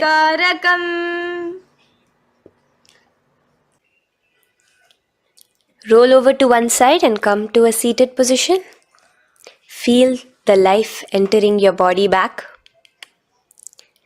In a seated position, let us get continued with the sequence. We have 200 asanas more to go, starting with Yatha Sanishtasana. In Yatha Sanishtasana, sit in any posture you are completely comfortable in. Bringing your hands into the Bindu Mudra with the thumbs and index touching. Start off with the Samana Kumbhaka. As you're inhaling and exhaling, feel flames licking up your spine. Clench your perineum in the Moola Bandha with the japa Om Nithyananda Paramashivoham for the remaining of the sequence. Visualize Swamiji in your inner space. From here, moving into Samasana, where you bring your feet to a cross-legged position. Keep your hands on your knees with the thumbs and index touching in the Bindu Mudra. Just inhale and exhale as you visualize Swamiji in your inner space. The next is Muktasana. Press your left foot against your genital region. Place the right foot on top of your left. Keep your hands facing downwards on top of your knees. Sit straight, gazing towards your nose.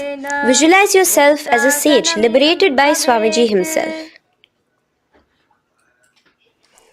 Now, continue to remain in the same position as we go into Siddhasana, where your gaze will be switching from the nose to your third eye. Continuing to visualize Swamiji in your inner space, ensure the Moola Bandha, the perineum, is locked. in Siddhyasana now. Continuing the same position. Engage all the three bandhas. Sucking in your stomach, bringing your chin to your chest in the Mahamudra Bandha. Switch the gaze to the ground in front of you from your third eye. Visualize Swamiji in your inner space.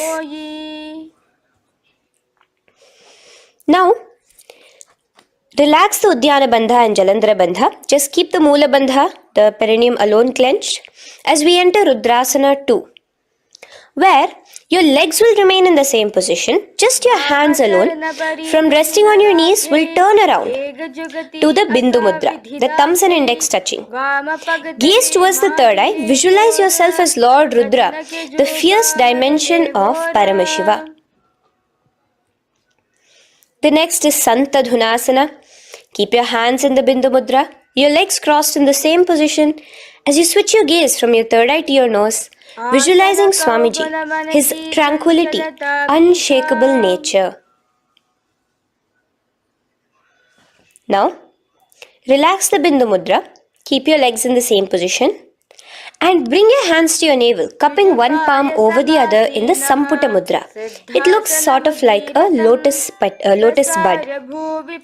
Continue to visualize Swamiji in your inner space in Siddhasana 2. The next asana is Bandha Yoni Asana. Maintaining one heel over the other in the same position of the legs, bring your hands to your face in the Shanmukhi Mudra. So just listen carefully now. Bring your little fingers beneath the bottom lip of both hands. Your ring fingers above your upper lip. Your middle fingers closing your nose, your nostrils. Your index finger covering your eyes. And your thumbs pressed into your ears. This is Bandha Yoni Asana, visualizing Swamiji in your inner space.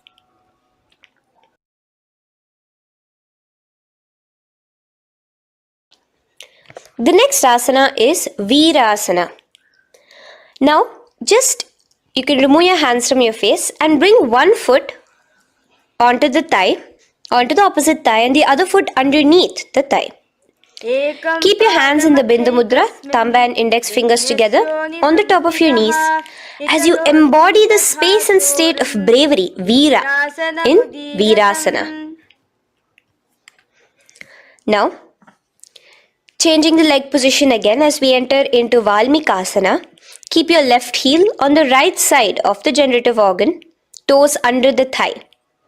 Keep your right foot on top of the left leg, toes by the knee. Again, bring your hands into the Bindu Mudra on top of the knees. Gaze towards your third eye. Visualize Rishi Valmiki, the poet, the first poet and author of Ramayanam. The next asana is Joni Mudrasana. So you're going to remain here as you switch your gaze to your nose, visualizing the Yoni Mandala, a beautiful formation, divine cosmic geometry, representing Devi, Shakti, a symbol of the creative energy of the universe in Joni Mudrasana. In the same position, switch your gaze to your third eye, continuing to visualize the Yoni Mandala in your inner space.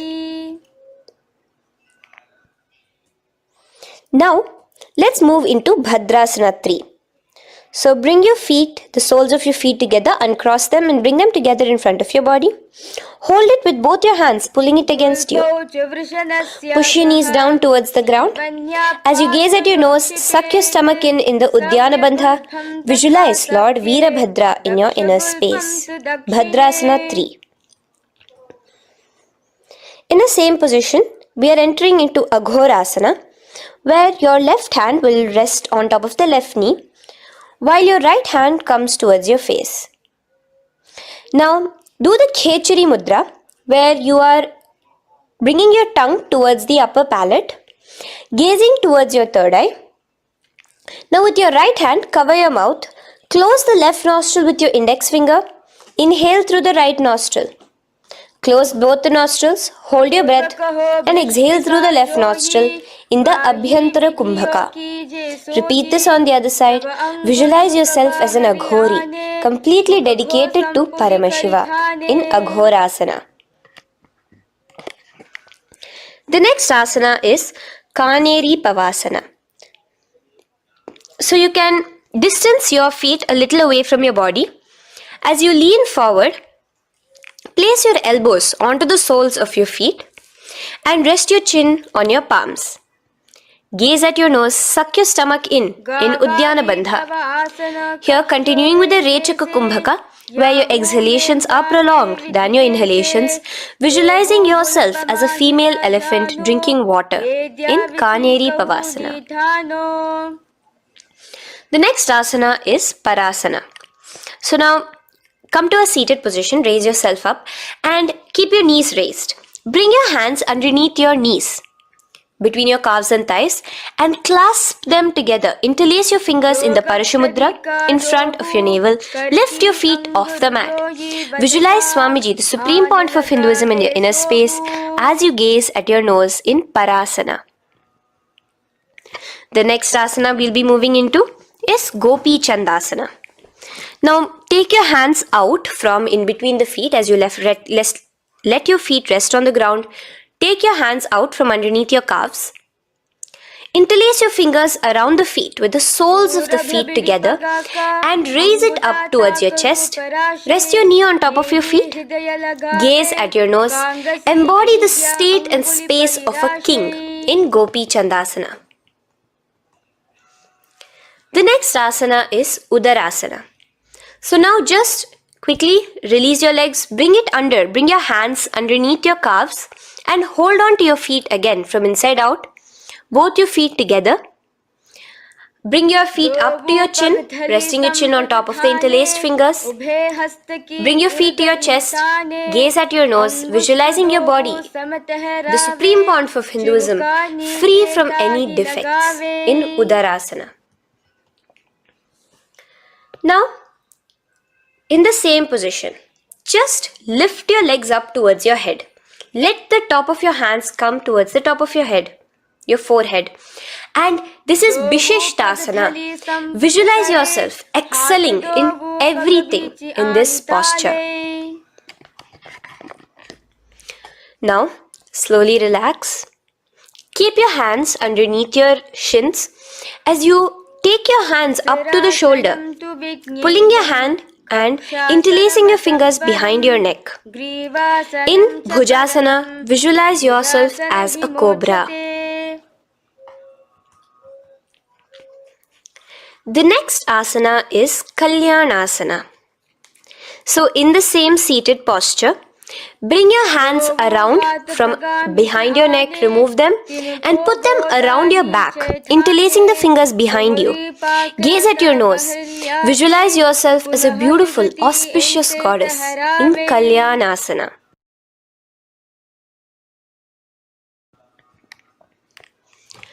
The next posture is Sankatasana. So now, uncross your hands from behind you. Release yourself completely onto the ground. Place your left knee on the mat and the left foot flat. Sit on top of your left foot, knee pointed forward. Raise your right leg on top of the left, bringing the right heel to the left hip. Place your hands on the opposite knees. Here, do the Ujjayi Pranayama. As you inhale and exhale, make the sound of an ocean. Visualize yourself as a swan, a beautiful swan in Sankatasana. The next is Dhenukasana. Just in the same position, slide your left heel to the left hip. Keep your right knee on top of the left. Place both your hands on your right thigh. Visualize a cow in your inner space as you suck your stomach in the Uddiyana Bandha, Dhenukasana. Now slowly uncross your legs as we move into Matsyendrasana. Place the right foot on the left thigh, the left foot on the right knee. Bring your left hand behind your back, hold the right thigh. Twist a little bit. Place your right hand on your left thigh. Twist your body, gaze towards your third eye, visualizing Swamiji in your inner space. The next asana, Matsyendrasana 2, just untwist your body. As you clasp the respective toes of both your feet with your hands, lean forward and down, bringing your forehead to the ground in front of your feet. Visualize Swamiji, the Supreme Pontiff of Hinduism, in your inner space. Raise up now. Keep your legs in the same position. We have the Guru Asana. Interlace your fingers together and place it over the topmost knee. Suck in your stomach in the Uddiyana Bandha, clench your perineum in the Moola Bandha, tuck your chin to your chest in the Jalandhara Bandha. As you engage all three bandhas, visualize Swamiji in your inner space. Let us now repeat Sankatasana on the other side. So, you can release your hands, your legs as you cross the other leg over. Visualizing yourself as a swan, remember to put your hands on the opposite knees. The next asana, Dhenukasana, repeating it on the other side. Slide your leg out, bring both your hands to the topmost knee. Suck your stomach in the Uddiyana Bandha. Visualize a cow in your inner space. Matsyendrasana again, repeating it on the other side. Bring your legs to the cross-leg position. Twist your body around as you gaze at your third eye, visualizing Swamiji in your inner space. Untwist as we enter into Matsyendrasana 2 on the other side. Hold on to your feet, bring your forehead to the ground, continuing to visualize Swamiji in your inner space. Slowly raise up and let us do Guru Asana on the other side.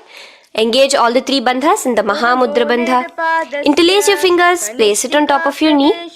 Continue to visualize Swamiji, the Supreme Pontiff of Hinduism, as we do Guru Asana. Now, slowly uncross your feet and place them flat on the ground, knees towards the chest in Pashasana. Keep your hands holding the opposite knees, thighs together, and keep your spine completely erect. Continue the Khechari Mudra, where your tongue is pressed against the roof of your mouth. As you gaze at your third eye, visualize Swamiji in your inner space. Continue the Ujjayi Kumbhaka. As you breathe in and out, make the sound like an ocean. Now in the same position, just bring your chin towards your knees in Bodha Shokasana. Lean forward, gazing at your nose, and visualize Swamiji, the abode of bliss in your inner space. Now raise up and bring your hands, uncross your hands, bring your hands underneath your knees, clasping the opposite elbows in Kurakatasana. Gaze at your nose, visualizing Swamiji in your inner space. Now, in the same position as Kurakatasana, just cross your ankles into Sumatiyasana. Toes pointed upwards. Gaze at the nose. Visualize the great sage and Maharishi Sumati in your inner space. The next asana is Dandasana. Extend your feet out straight in front of you. Keep your arms straight above your head. Interlace the fingers from inside out. Let your wrists point outwards. Engage the Mahamudra Bandha, all the three bandhas. As you gaze at your nose in Dandasana, visualize Swamiji in your inner space. The next is Arambhasana. Now keeping your legs straight, release the Jalandhara Bandha and the Uddiyana Bandha, keeping your perineum clenched in Moola Bandha. Lean forward and down. Hold your big toes in the Prana Mudra with your index and middle fingers. Head to your knees. Do here the Nadi Shodhana Pranayama. Inhale through the left nostril, hold and exhale through the right. Visualize Swamiji in your inner space. The next is Bhidokasana. So, slightly raise your body up and bring your hands underneath your knees, extending your knees slightly up. Keep your heels a bit apart from each other and clasp your feet.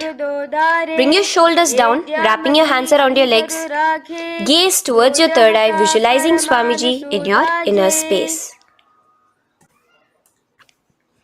So from here, let's enter into Jalandhari Pavasana.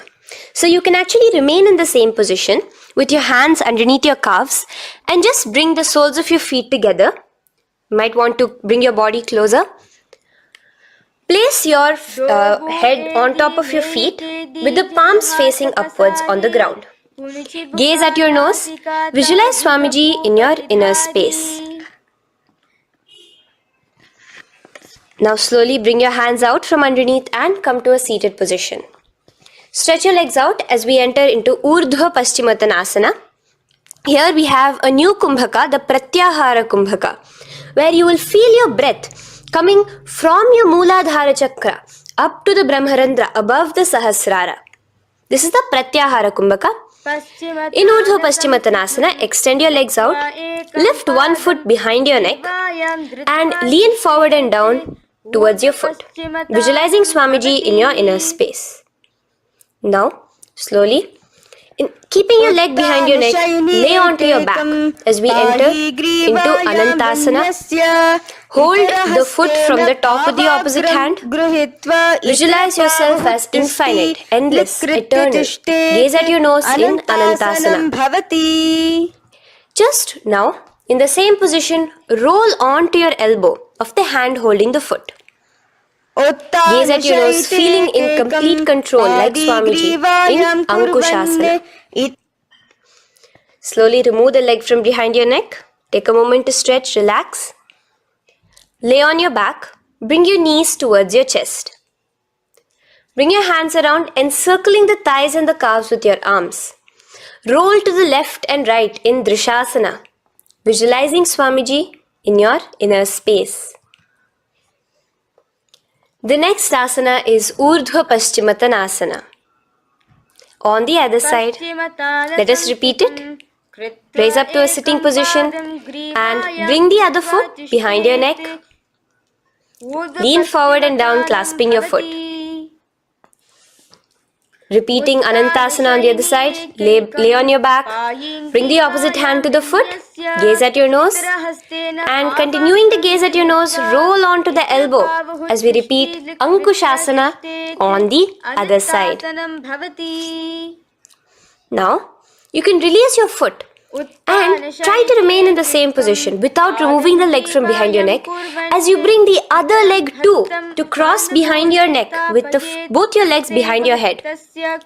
Laying on your back, bring both your hands to clasp behind your back. Gaze to your nose, visualizing Swamiji in your inner space in Yoga Nidrasana. As we enter into Atmaramasana, in the same position you can uncross your hands from behind your back. Bring it up, continuing to keep it underneath the legs. Just clasp it behind your neck. So you can bring your legs out from behind your neck. Just let your hands interlace behind your neck, gazing to your nose, visualizing the Atma Rama, Bhagavan Mahavishnu within you as your soul blessing you, as you gaze at your nose in Atma Ramasana. Now, you can release your hands and legs. Continue to lay on your back as we enter into Kochikasana. Bring your knees to your chest with the soles facing upwards. Extend your arms sideways as you gaze towards your third eye, visualizing Swamiji in your inner space. Now, from Kochikasana, keep your arms reached out to the sides at shoulder level. As we enter into Jatara Parivriti 1, keep one knee bent, twist it and bring it to the ground on the opposite side with the other leg extended straight. In Jatara Parivriti 2, keep both the knees bent to one side. And in Jatara Parivriti 3, keep both the legs straight to one side. Throughout this, keep your head looking in the opposite direction. And let us repeat this on the other side. You can bring your knees back to your chest. Let your legs out, go to the other side and do Jatara Parivriti 1, 2 and 3. The next asana is Dvipada Pitham. So now, from Jatara Parivriti, you can bring your feet down, lay on your back with your knees pointed upwards, feet flat on the ground. Extend your hands, holding your ankles. And lift your hips up. Engage the Jalandhara Bandha automatically as you raise your hips up, gaze at your nose, visualizing yourself as a bridge in Dvipadapitham. Now in Paryankasana, so you can lay back onto the ground and place your feet flat. Bring your arms over your head, placing the hands flat near your shoulders with the fingers pointing towards the feet. Lift your entire body up and off the ground in Paryankasana as you visualize yourself as sturdy as stone furniture. Lay back down slowly as you bring your hands out. Keep your knees to your chest here and your hands on the shoulders as we enter into Svottanasana. Visualize you're laying on your back as a playful dog. Move your hips in the circular motion. Do the Sahaja Kumbhaka. Now let us enter into Viparita Karani. First, bringing your arms out from behind your shoulders. Let your arms be extended by the side of your body. Use the strength of your arms, palms flat on the ground, to push your body, your upper body, your lower body off the mat. And keep your legs straight above you, extended. Move your legs around and around in Viparita Karani. Automatically the Jalandhara Bandha is engaged. Breathing during the Jalandhara Bandha is the Murcha Kumbhaka. Visualize Swamiji in your inner space. The next is Viparita Karani 2. In the same position, just stop the rotational movement of your legs. Visualize Swamiji in your inner space. Now, as we enter into Langalasana, just let your feet from the top rest onto the ground above your head. Interlace your fingers in the Parashu Mudra behind your body. Visualize yourself as a plow in Langalasana, continuing to engage the Jalandhara Bandha. भूमिं कर्षयेत् लङ्घलासनं भवति. Now, in Shaita Paschimottanasana, bring your hands out from behind your body and hold on to the toes above your head. Keep your legs and hands completely straight. Visualize Paramashiva as Shaita Paschimottanasana is one of the 84 different asanas directly revealed by Paramashiva himself. Continue to do the Murcha Kumbhaka, inhaling and exhaling with the Jalandhara Bandha. Clasping your toes now, spread your feet wide apart from each other in Supta Konasana. Visualize Swamiji in your inner space. Bring your feet back together as we enter into Chakrasana. Clasp your ankles, keeping your legs and hands completely straight above your head. Visualize yourself as a chakra, a wheel in Chakorasana. Now slowly rest your back onto the ground. Keep your legs raised up in Supta Prasarita Padangushtasana. Clasp the respective toes in the Prana Mudra with your index and middle fingers and spread your legs out wide apart from each other.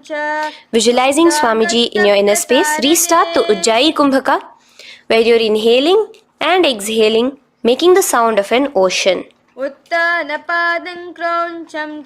Bring your feet together in Supta Padangushtasana in the same position, continuing to visualize Swamiji in your inner space.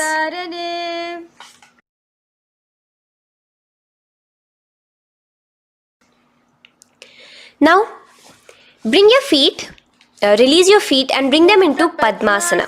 As you lay flat on your back in Matsyasana, hold the opposite elbows over your head, gazing at your nose. Visualize Matsyavatara, the fish form of Bhagavan Mahavishnu. Now in the same position, put one hand over the other, extended straight above your head. As you visualize Lord Rama in your inner space, continue to gaze at your nose. Now, slowly bring your hands to your hips as we enter into Sarvangasana. Lift your hips and legs up into the sky, crossing your legs in Padmasana. Let your hands support you, your elbows on the floor. Do the Jalandhara Bandha as you gaze at your nose in Sarvangasana. Now, bring your hips back onto the ground in Vrishchikasana. So in the Padmasana, just remove one foot alone. Keep one foot on the opposite knee as you pull the knee towards your face.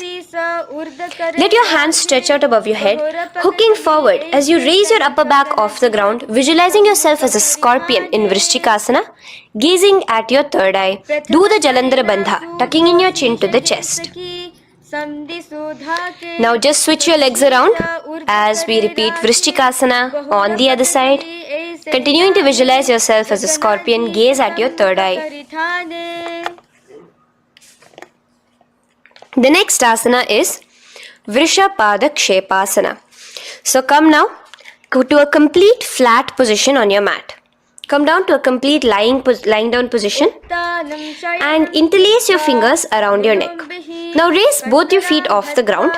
Extend one leg straight and the other knee to the chest in a bicycle motion. Alternate between extending and raising the knee again and again, bringing your opposite elbows to the respective knees. Visualize Swamiji in your inner space. Breathe in and out in the Sahaja.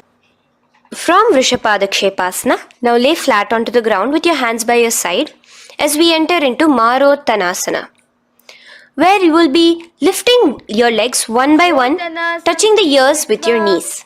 Visualize Swamiji in your inner space.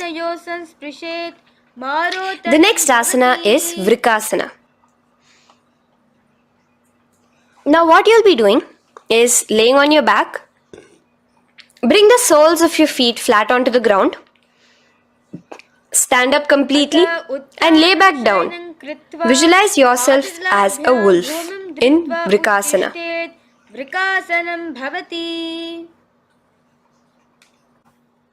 Now come back to a seated position as we enter into Luthasana, where you are going to be quickly throwing your legs above your head as you roll over completely, finishing in a prone position. Do this a couple of times.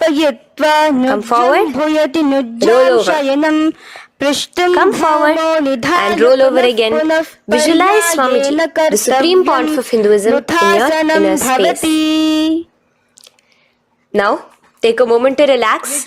Lay on your belly with your toes extended in Sarathasana. Keep your hands onto the ground by your shoulders. Now here, contract your lips and make a sound like a flute, whistling while inhaling. Visualize yourself as a ratha, as a chariot carrying warriors into battle for dharma on your back. Now from Sarathasana, let us enter into Dehal Ullanghanasana. So place your palms on the ground and bring yourself to a plank position. Jump your leg forward and back between your arms, visualizing Swamiji in your inner space. Jump forward now. When your legs are between your hands, stand tall. Holding your toes with your hands, walk back and forth. Visualize yourself as a wise 60-year-old elephant in Jatyasana. Now come to a standing position. The next is a beautiful Karana, the Lolitika Karana. So keep your knees bent, feet pointing outwards again in the Aramandi position. Bend your elbows, keeping your hands at the chest level. Now swiftly move your arms across the body, bringing it back to the center and tilt your head back. Opening your chest up towards the sky, move your head in all the directions. Now stand back straight as we enter into Sarpasana.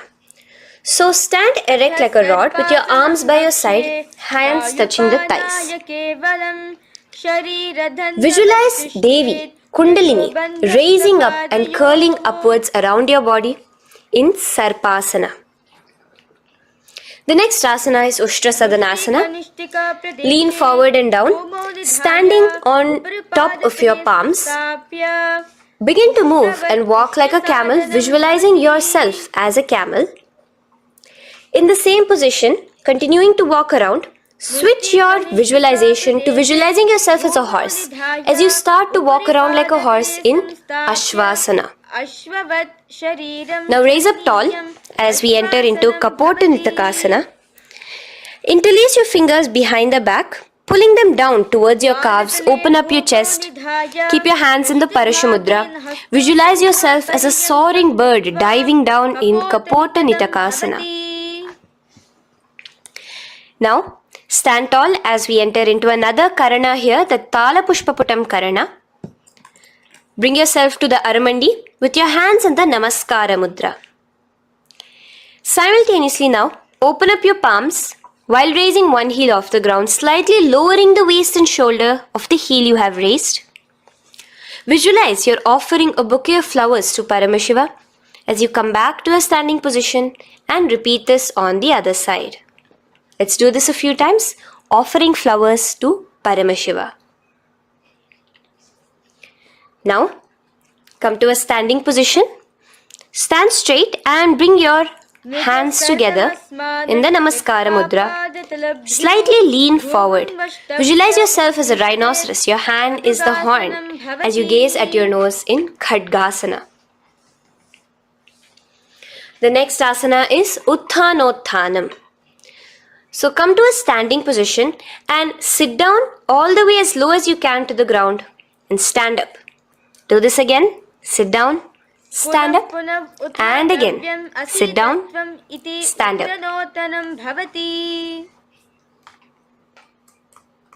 As you gaze at your nose throughout this. The next asana is Musalasana. Now come back to a standing position. Raise your hands above your head. Tall as you jump up and down repeatedly. Visualize yourself as a mace. Jump here in Musalasana. The next asana is Uchirshaka. So come back to a standing position. Pull the sole of one foot towards your belly. Now with the other leg, sit down and stand up. Release the leg. Pick the other leg up, pull it towards your belly. Sit down and stand up in Uchirshaka as you visualize Swamiji in your inner space, gazing at your nose. The next is a Karana, which we will be entering into, the Parshvajanu Karana. So again, bringing yourself to the Aramandi position. Bend and lift one knee towards your chest, pointing the toes downwards. Keep your arm around the knee, holding it with the hand in a fist. Let the other hand hang down on the thigh, wrist twisted, fingers pointing inwards. This is the Parshvajanu Karana. Now slowly release as we enter into Tandavasana. Stretch one leg out straight in front of you as you alternate between sitting and standing. Visualize yourself fiercely dancing as Paramashiva. Raise the foot to the inner thigh of the opposite side. As we enter into Brahmanasana, let your hand be resting by the sides. Keep your standing leg erect like a rod. Visualize yourself being blessed by Lord Brahma. Now, you can bring the left foot around the right knee and rotate it, tucking the left toes on the other side of the right calf. Simultaneously, cross your left arm below the right, bring your palms together in the Namaskara Mudra. Visualize yourself as Lord Garuda in Garudasana 3. Now slowly uncross your legs and hands as we enter into Ekapadasana, coming to a standing position. On the right leg, bring your left foot to the opposite thigh with your hands relaxed by the knees. Now take a hold of the raised foot with your hand in the Prana Mudra. Stretch your leg out wide, out to the side, and rotate your body quickly on the standing leg. Visualize yourself as the North Pole star in Dhruvasana. From here now, in the foot which is in your hand, just slowly, once you finish the rotating movement, in Trivikramasana, bring it up towards the back of your neck. Stand as tall as you can and alternate between sitting and standing. Visualize Bhagavan Mahavishnu in your inner space. Now you can take the leg out from behind your neck and stand straight. As we repeat the Parshvajanu Karana on the other side, bring your knee up to your chest, clasp your knee in a fist while the other hand comes to the opposite thigh. Hold there for a second and stretch your leg out. In Tandavasana, sit and stand. Visualize yourself fiercely dancing as Paramashiva. Bring the foot to the inner thigh, standing straight like a rod. Get your hands by your sides. Visualize yourself being blessed by Lord Brahma. In Brahmanasana on the other side. Move into Garudasana 3 on the other side as you rotate your leg over, your hand under. Visualize yourself as Lord Garuda. And uncross yourself as we move into Ekapadasana on the other side. Bring your foot to the inner thigh, to the root of the thigh, and stand straight. Clasp your toes, stretch it out as we go into Dhruvasana on the other side. Visualize yourself as a pole star rotating quickly. Come back to a standing position and bring your foot behind your neck. In Trivikramasana, sit and stand. Visualize Vishnu, Bhagavan Mahavishnu in your inner space. Now, stand tall as we do the Samanakha Karana. Stand with your feet close together, toes slightly pointed outwards. Keep both the hands to the side of the body. Take a moment to breathe in and breathe out and relax. Now, slowly relax and from the standing position, slowly bend forward, bringing both your hands underneath your knees.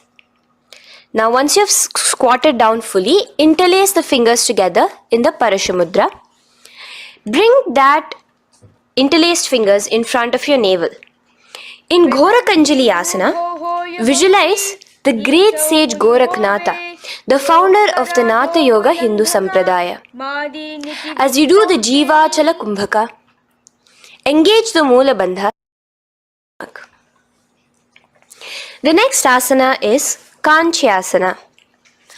So now just slowly unwind your hands from each other, from your navel, and now bring your hands from the opposite side inwards underneath your calves and wrap your hands around your back.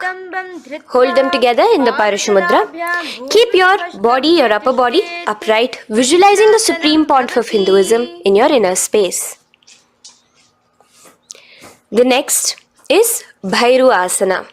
So slowly unclench your hands and bring them out from underneath your legs. Keep your feet and knees together and in a squatting position, bring your hands behind your back, clasping them together, remaining in the Parashamudra. As you gaze at your navel center, visualize Bhagavan Kala Bhairava, the Lord of Time, in your inner space. The next asana is Varahasana. Now to gain your balance, you can lightly spread your legs apart and bring your hands to the back of your behind you in the Anjali Mudra, palms together.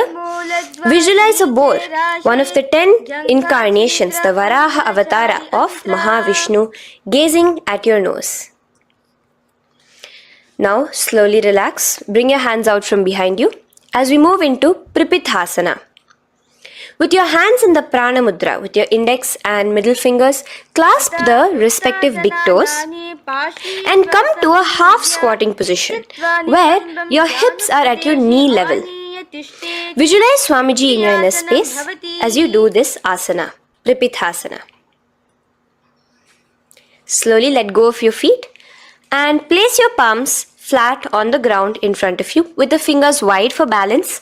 We're going to be balancing here in Bakasana. Place your knees on the back of your arms. Focus your eyes on one spot as you raise your feet off the ground, balancing here. Visualize yourself as a crow. The next asana is Shushtanga Kapali Asana. So now come to a kneeling position. So from there itself, you can directly put your head onto the ground, or else come to a kneeling position and place your head onto the ground.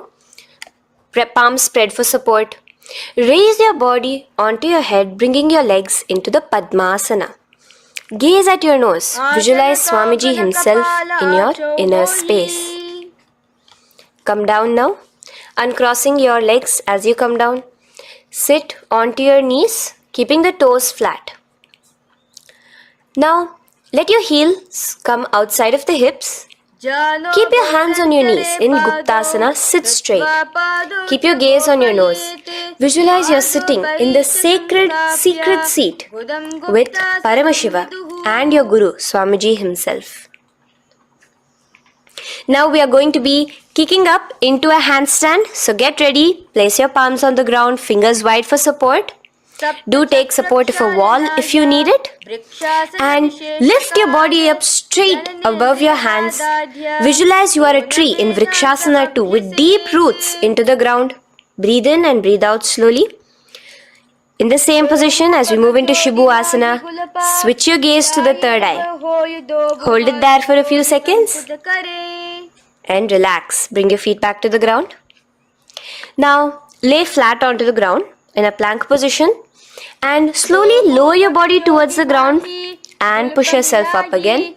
In Matsyasana 2, go down and come up, visualizing yourself as a fish.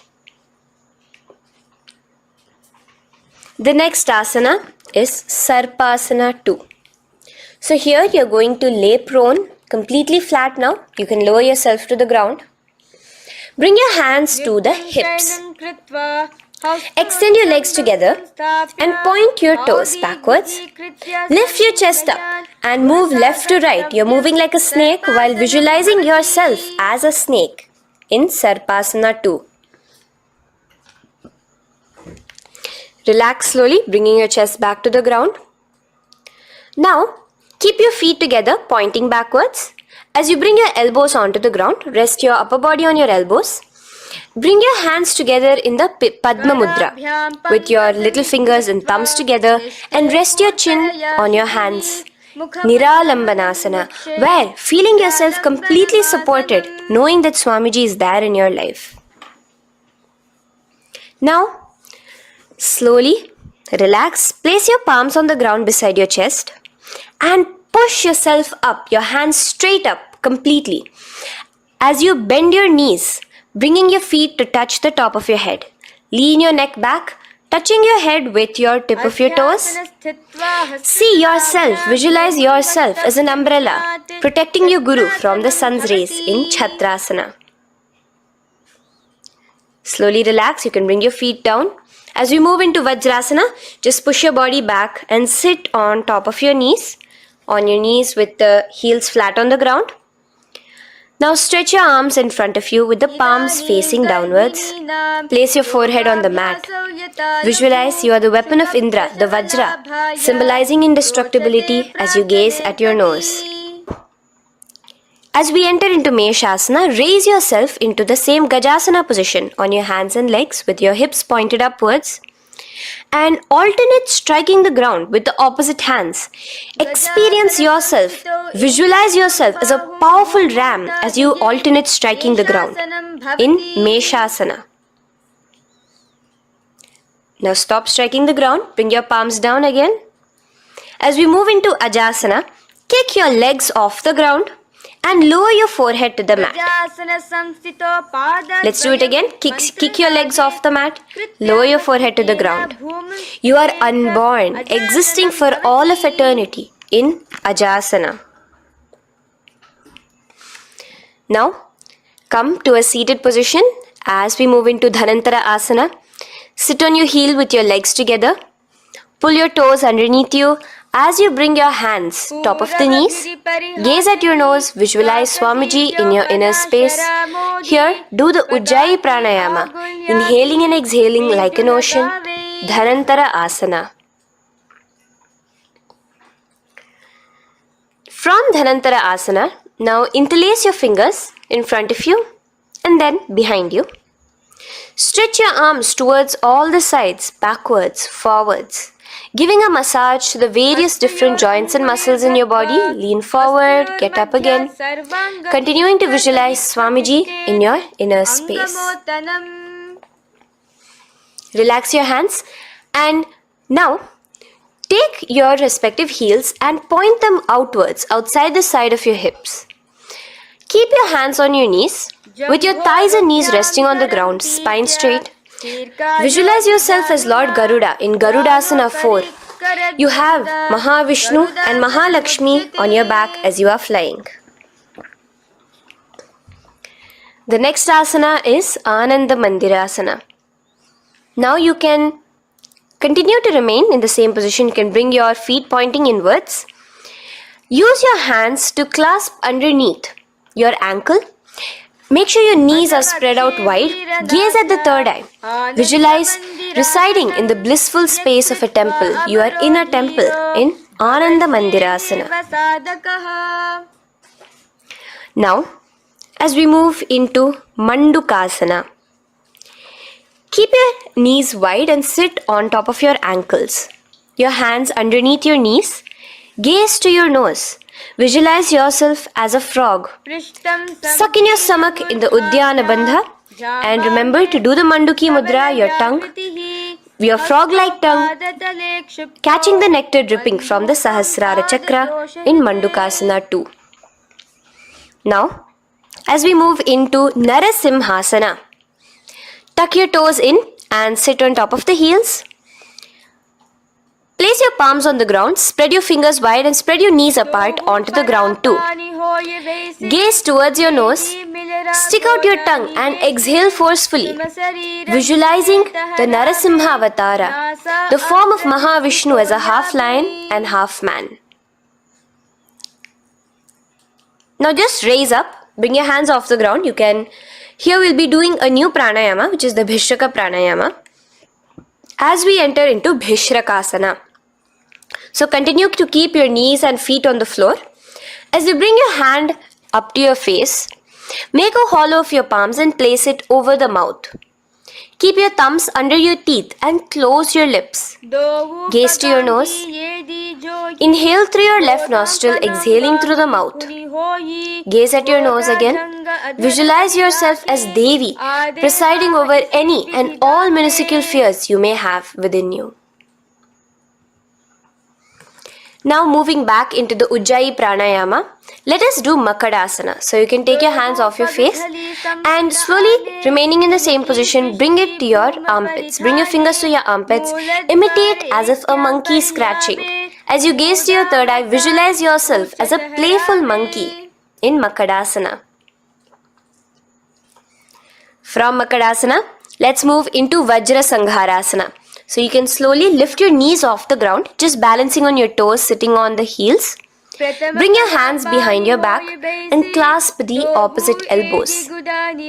Gaze to your nose, embody a diamond. Visualize yourself as a diamond-like strength for yourself and your Sangha. The next asana is Khanjanasana. So now you can uncross your hands, rest on top of the heels with your knees on the ground. Keep the toes down, ankles crossed behind. Place your palms on the mat to your side. Suck your stomach in the Uddiyana Bandha as you gaze at your nose in Khanjanasana. Now, you can uncross your ankles and just sit with your toes flat. Keep your knees wide on the floor. Rest your hands on the knees. Just relax the Uddiyana Bandha, just sucking in your perineum in the Mula Bandha. Gaze at your nose, visualize yourself as a turtle with a stable body and mind to live for hundreds of years. And without changing anything in your physical posture, just visualize yourself uniting with Swamiji himself in Yogasana. Now, raise up onto your knees, cross your ankles behind your back until the feet are coming towards the opposite knees. Now, bring your hands behind you and hold on to the calves with the fingers inside, the thumbs outside. Gaze at the third eye as you visualize yourself in a space of oneness with Paramashivoham himself as Swamiji. Now you can uncross your ankles, come back to us standing on your knees as we enter into Ushtrasana 2. So now, in a kneeling position, bend backward, hold your ankles with your hands. Keep your arms straight. As you push your hips forward and tilt your head backwards, visualize yourself as a camel in Ushtrasana 2. Slowly, in the same position, lower yourself onto your back in Jatyasana 2. As you are lowering yourself, experience yourself as a blooming lotus.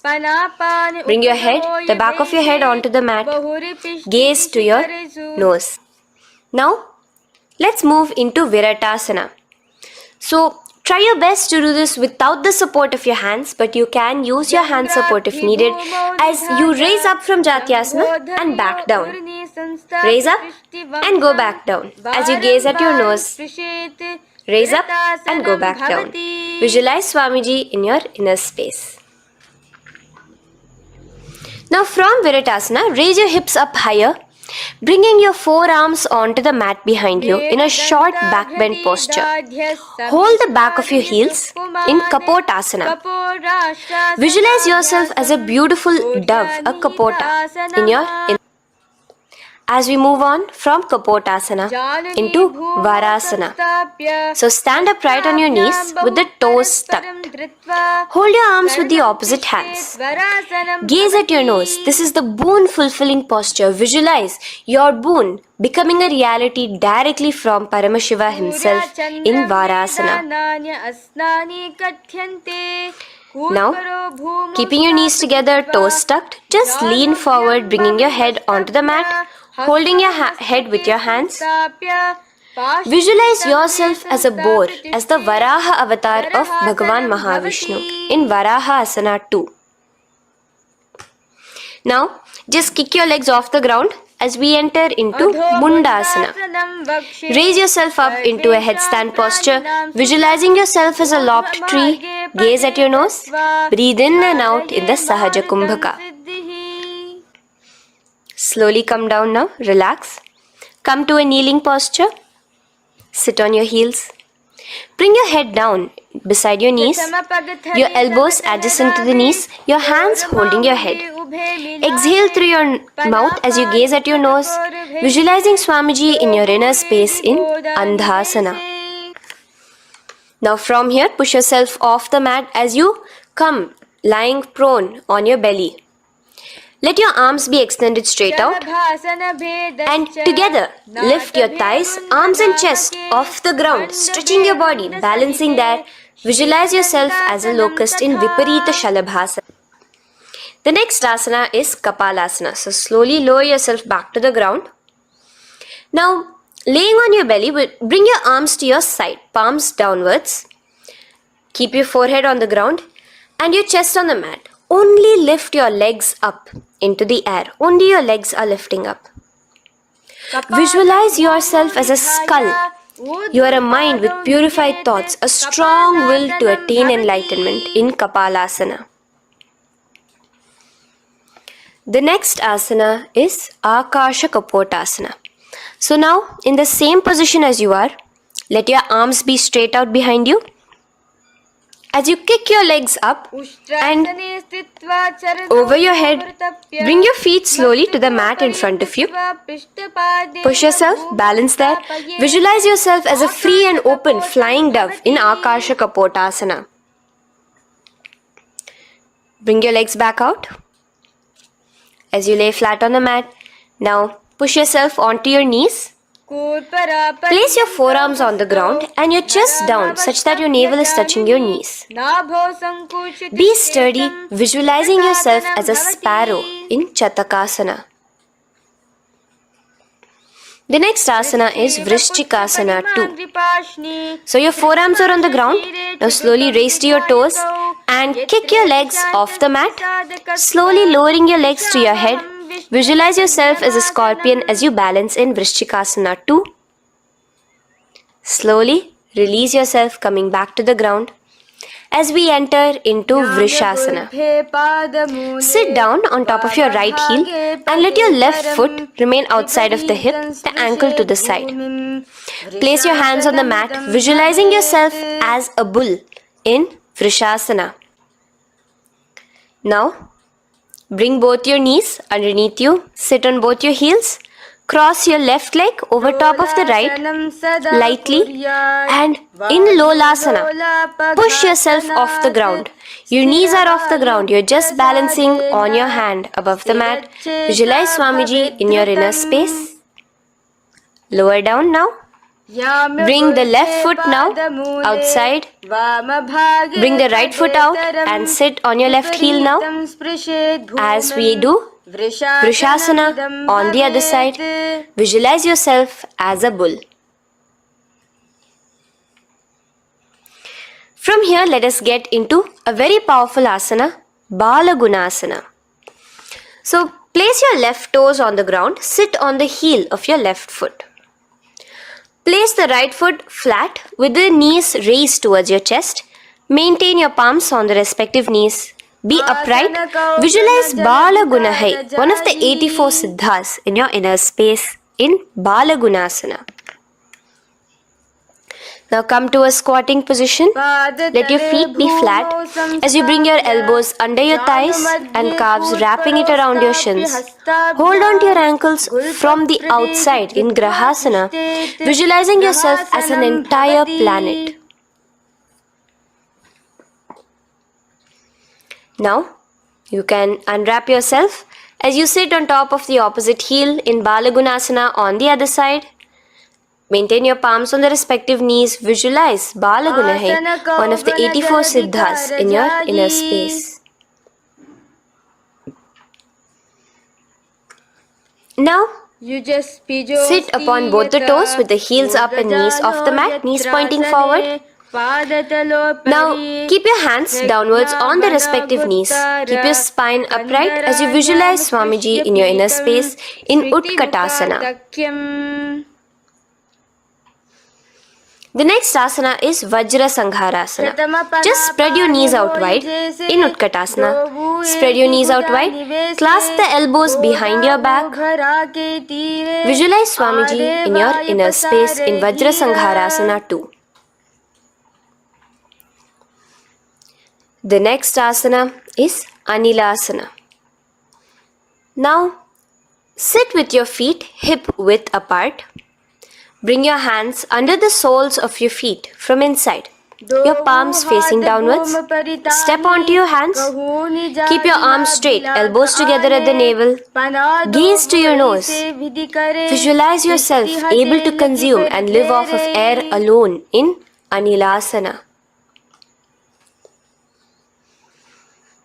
The next is Padukasana. So from Anilasana, you can release your hands. Place the back of your hands on the mat with your fingers facing upwards. With your fingers facing towards your body, palms upwards. Step your feet on top of your hands and wrap your hands around your feet like a shoe. Walk around. Visualize you're wearing padukas, walking across the length and breadth of the world in Padukasana. Now bring your palms onto the ground. Stop moving around as we move into Kukutodana. Kick your feet up into the air and let them fall back down. Let's go up again and come down. Kick up and go down. Visualize yourself as a rooster in Kukutodana. The next is Viparita Nrityasana. So as you're kicking yourself up, you can go up into a complete handstand posture, which is Viparita Nrityasana. Do take support if needed. And move around on your two hands as if you are dancing in Viparita Nrityasana. Slowly come back down to a standing position. Lean forward and let your feet be slightly apart from each other. Bring one palm down on the mat with the arms straight. Bring the opposite hand to your head and be stable in Kunjarasana. Now just put that hand down as you bring the other hand to your head, repeating Kunjarasana on the other side.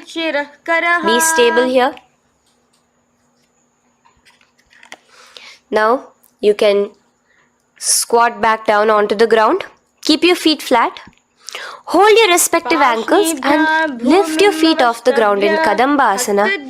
Visualize yourself as a Kadamba tree, a pious tree that promotes a long life. The next asana is Pavana Muktasana. Now sit back down onto the ground. Bring your knees towards your chest.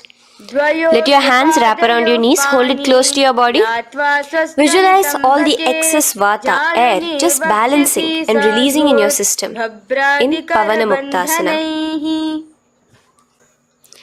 Now, let us move into Chakorasana. So first stretch your legs out in front of you. Bring one leg behind your head. Now place both hands on the ground and lift your body off the ground while lifting the other leg too, up straight. Visualize yourself as a powerful source of energy. Gaze at your third eye in Chakorasana. Slowly relax back down. Now hold your left toes with the left hand, index and middle fingers. Pull the foot to the left ear. We are entering into Dhanurasana 2. Extend your right leg out, keeping straight. Hold the big toe with your right hand. Visualize yourself as a bow in Dhanurasana 2. The next is Ashtavakrasana. So lift your left leg over top of the left shoulder. After releasing your hands, bring the right foot across and hook it on top of the left foot. Lean forward and down, keep your palms onto the ground. Extend your legs out to the left, lift your head up and chest. You're completely balancing only on your hands as you visualize yourself as a flying crane in Ashtavakrasana. Now slowly relax down. From here, bring your right foot to the left thigh and your left foot flat onto the ground. Knees raised up. Have your left shoulder underneath the respective leg and place your hands flat on the ground. Gaze towards your third eye. Visualize you are immortal, able to exist solely from prana alone in Pranasana. From here, moving into Parshva Matsyendrasana. Place your right foot at the root of the left thigh. Then the left leg by the side of the right knee. Hold the left leg by the right hand. Twist your body out. Remain steady here, gazing at the third eye.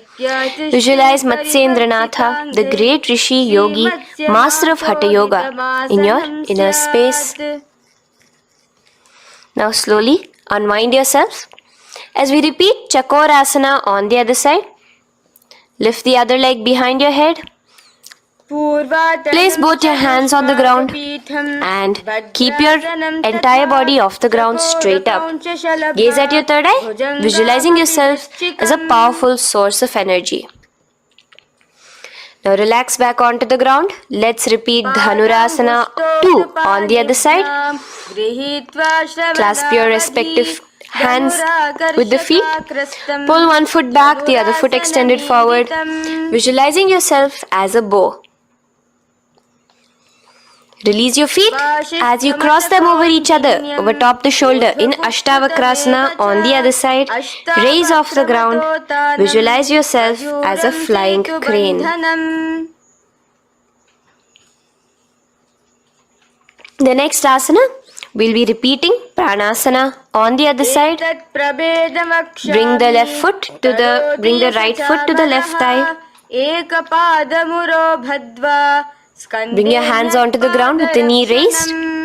Gaze at your third eye, visualizing yourself able to live off just prana, just air alone. And relax as we do Parshva Matsyendrasana on the other side.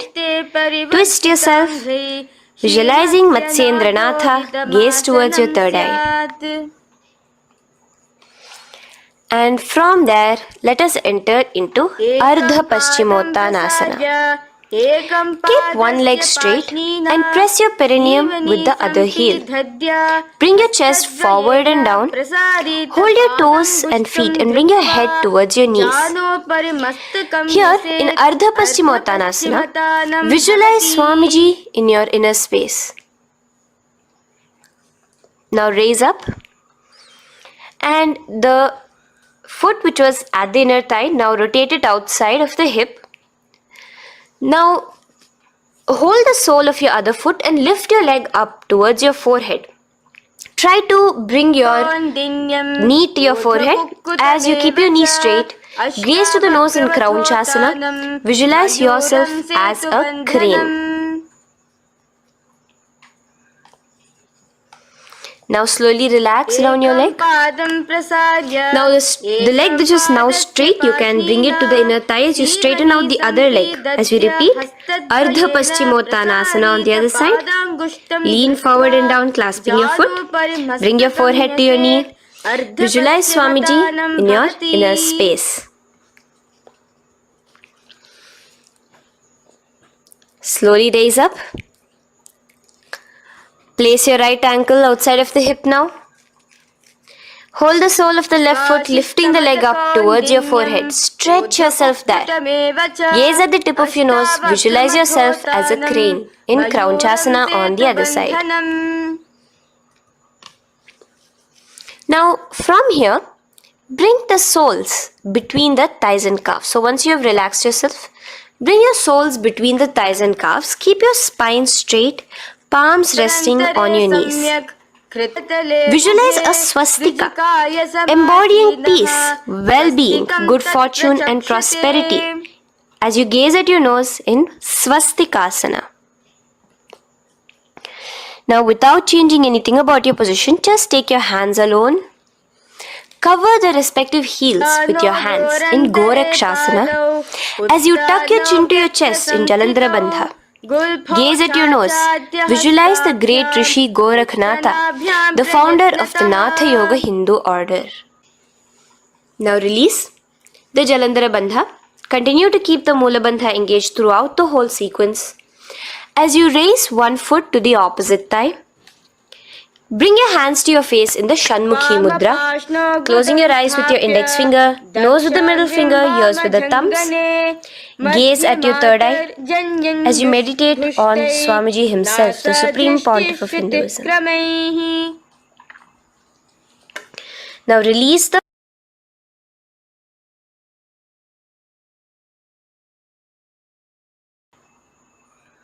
Shanmukhi Mudra. And in Yogasana 2, bring your legs into the Padmasana position over the opposite thighs. Keep your hands flat onto the ground beside your knees with the palms facing upwards. Sit straight, gaze at your nose.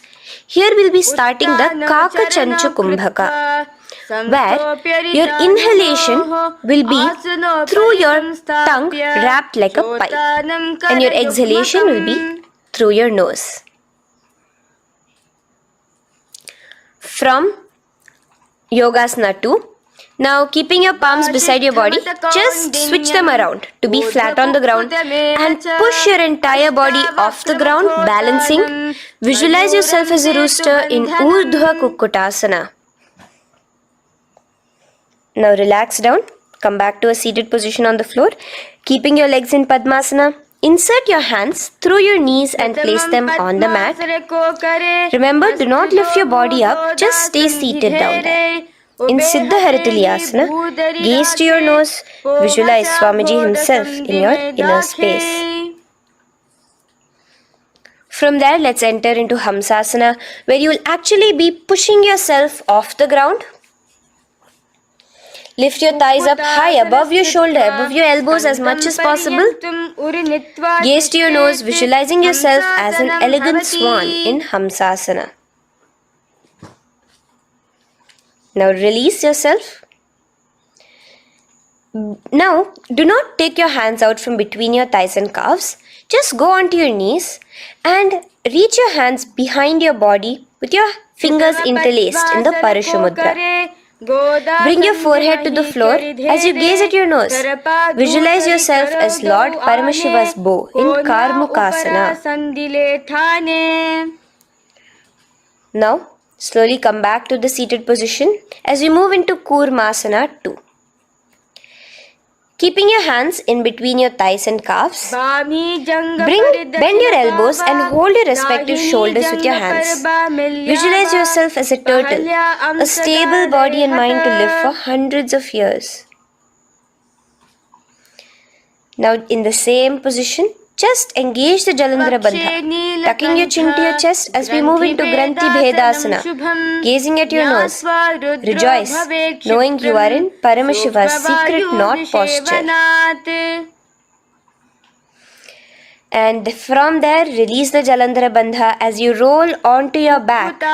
Keep your hands on the shoulders, laying flat on your back. As you visualize yourself as a turtle on its back, playful, gaze at your nose in Uttana Kurmasana. Now rock yourself back to a seated position as we do Pangu Kukkutasana. Now it's the same as your hands between your thighs and the calves, except you will be placing one hand flat on the mat. Hold the wrist with the other hand. Lift your body up and holding only on one hand. Visualize yourself as a rooster in Pangu Kukkutasana. Now release back to the ground. Hold. Let's do Pangu Kukkutasana on the other side. Place the other palm flat and bring the other hand holding the wrist. Push yourself off the ground. Visualize yourself as a rooster. Continue the Kakachanchu Kumbhaka, sucking in your breath through your curled tongue and exhaling through your nose. As you slowly extricate your hands from between your thighs and calves, let's do Girdharasana here. So now, interlace your fingers in the Parashamudra as you place your elbows on the feet, remaining your legs in Padmasana. Lean forward and down, resting your chin on your knuckles. Place your thumbs to your throat in Girdharasana. Visualize Swamiji in your inner space. From there now, sit straight into Padmasana 3. So with your legs in Padmasana, bring one hand over the other near your navel center. Engage all the three bandhas, suck in your stomach, clench your perineum, tuck your chin to your chest and gaze at your nose in Padmasana 3. Slowly now, as we move into Padmasana 4, bring your hands to the respective knees. Release the Jalandhara Bandha and release the Uddiyana Bandha, just engaging the Moola Bandha alone. Visualize Paramashiva in your inner space as you gaze at your nose in Padmasana 4. Now we'll be entering into Karmukasana 2. So in the Padmasana position, hook your right hand index and middle finger in the Prana Mudra around the toe. Pull it back while your left hand rests on the knee. Now, as you visualize yourself as Paramashiva's bow, just release your right foot, bring your left hand to the left toe, right toe, and let your right hand be on the right knee. Now from here, let's do Karmukasana 3. So you can release your toes, cross your hands behind your back, continue to keep your legs in Padmasana, and with your respective hands, cross behind your back. Hold on to the toes in the Prana Mudra. Engage all the three bandhas, suck in your stomach, clench your perineum, tuck your chin to your chest. Visualize yourself as Paramashiva's bow in Karmukasana 3. Slowly relax the bandhas, just keeping the Moola Bandha. Continue to hold on to your toes. Release the Uddiyana Bandha and the Jalandhara Bandha. Switch your gaze to the third eye. Visualize you are Paramashiva's third eye itself. Anything you come across, you just rejuvenate it, destroy it in Dridhasana. Now, try to keep your hands at the toes. If not, just keep your hands crossed behind you as you lean onto your back in Padmasana, where you are entering into the Nagrasana position. Lay flat onto the back, visualizing yourself as a snake, gaze at your nose in Nagrasana. Do the Sahaja Kumbhaka, simple breathing, inhaling and exhaling.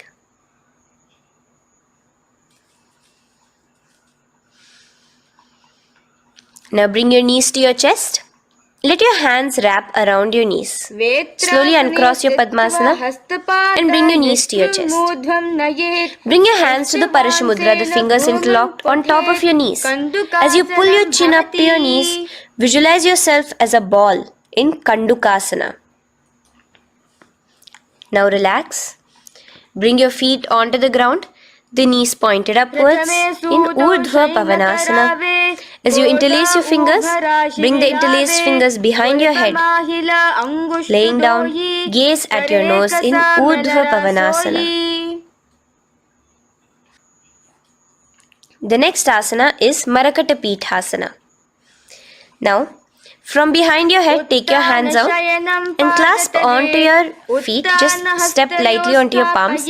As you push your hips up into the sky, automatically engaging the Jalandhara Bandha.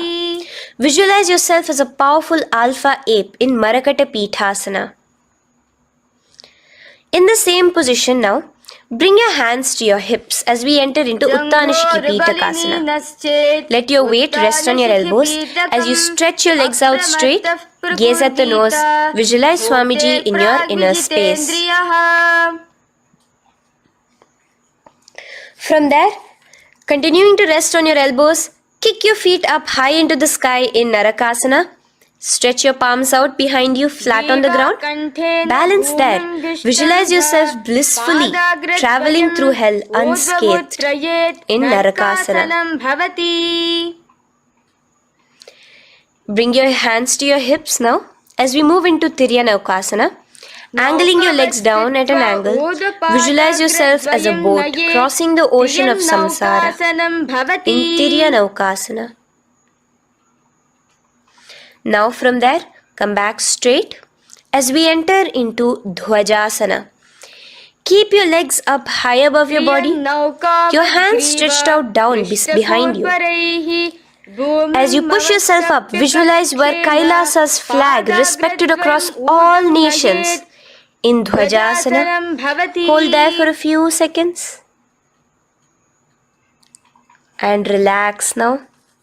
Flat onto the ground, palms slightly away from your body. Do not move at all in Mritasana. Your body is dead. Visualize that. Visualize the Supreme Pontiff of Hinduism liberating you. Let your awareness travel to all the parts of your body in the Shakti Chalan Mudra as we do Mritasana.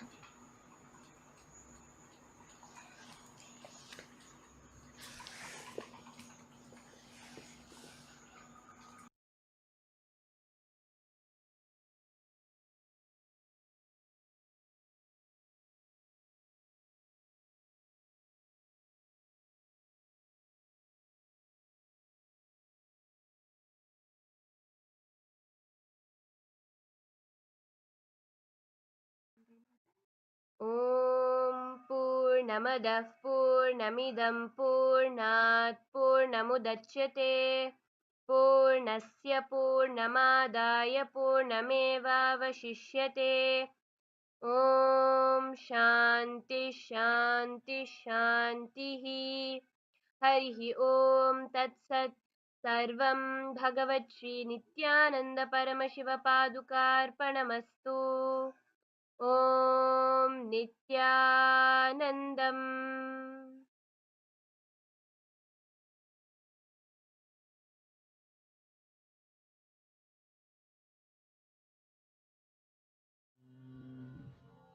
Nithyanandam Paramasukhadam Kevalam Jnanamurtim Dvandvatitam Gagana Sadrisham Tattvamasyaadilaksham Ekam Nityam Vimalamachalam Sarvadhi Sakshibhutam Bhavatitam Trigunarahitam Satgurum Tam Namami.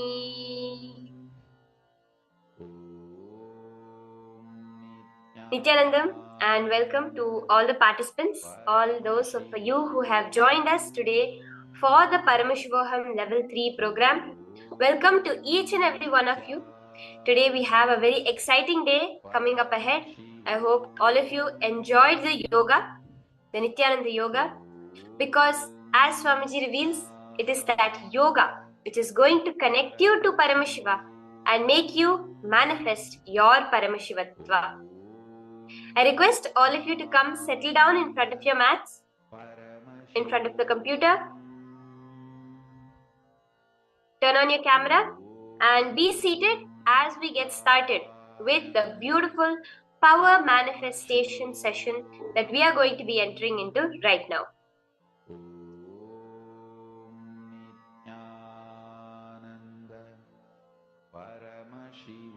So do come and settle down. And now we are going to be starting with the power of the third eye. As Swamiji has beautifully revealed to the whole world, this power of third eye is a science, that which can be replicated in each one of you. An original science which is revealed thousands of years ago by Paramashiva himself. When he reveals to Devi about the science of third eye, he says,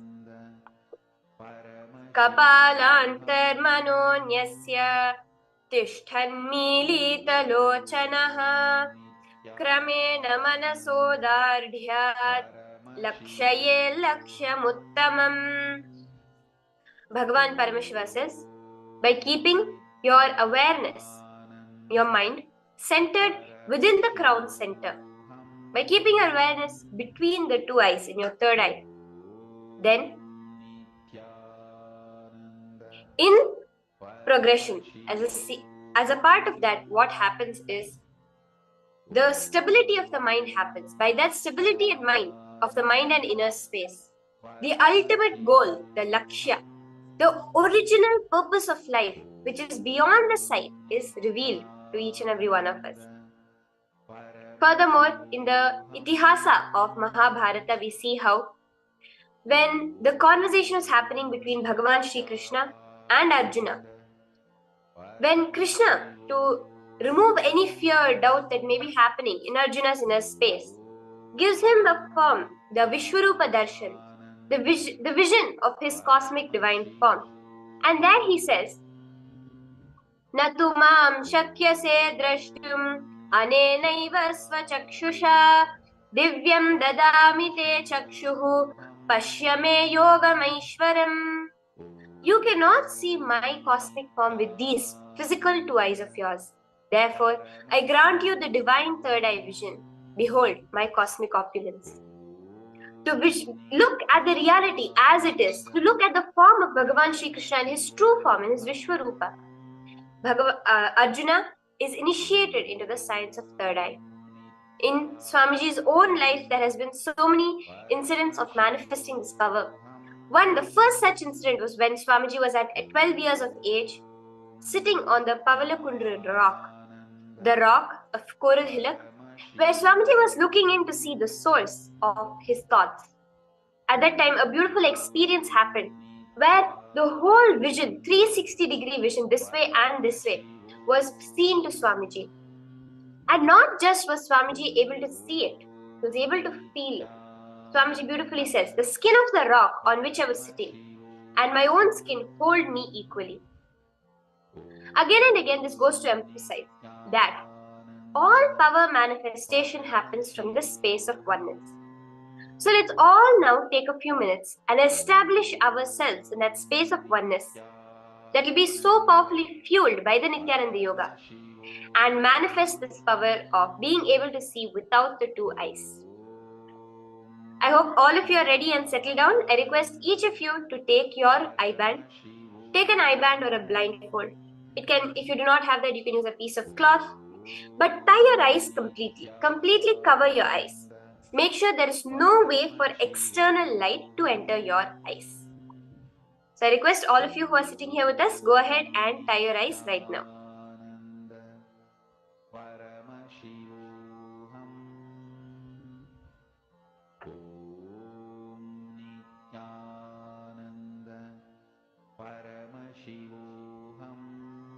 Settle down and make sure you have closed your eyes completely. There's no way that light can enter into your eyes.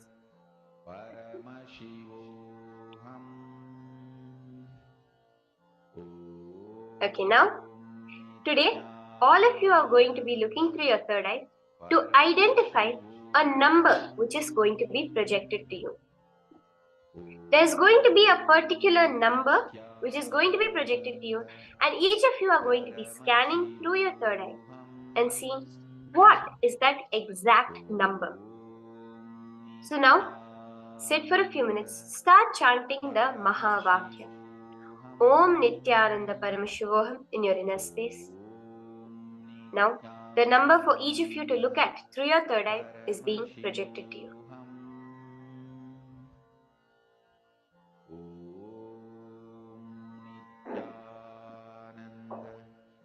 Paramashivoham.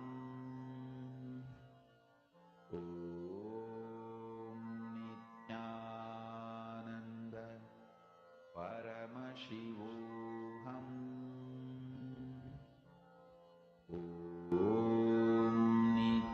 Nithyananda Paramashivoham.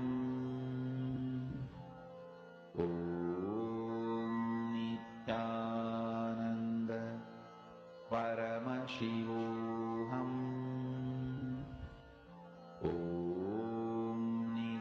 Nithyananda Paramashivoham.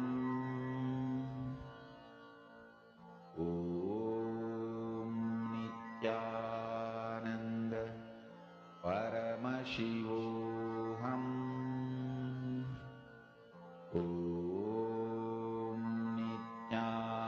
Nithyananda Paramashivoham.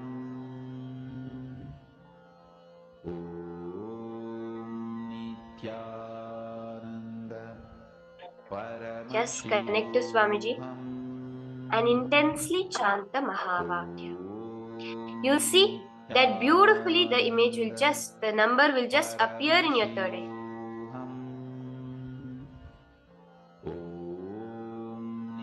Nithyananda Paramashivoham.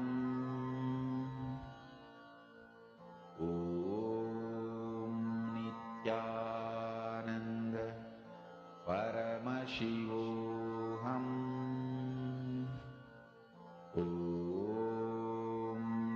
Nithyananda Paramashivoham.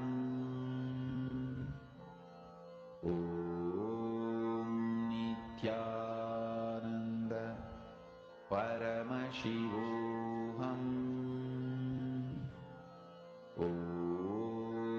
Nithyananda Paramashivoham. Now I request each of you to slowly calm down. You can remove your blindfolds. Now take a few minutes to go ahead and post what was the number that Swamiji showed you in your third eye. Do post it in the Zoom chat. Whatever it may be. Sometimes even not even a number would have appeared. Swamiji may have shown you some colors or some letters, some words, some pictures. Whatever Swamiji showed you, go ahead and post it in the chat. Nithyananda Paramashivoham. Give you a few minutes. Each of you go ahead and pen down in detail what Swamiji showed you and post it in the chat. Paramashivoham.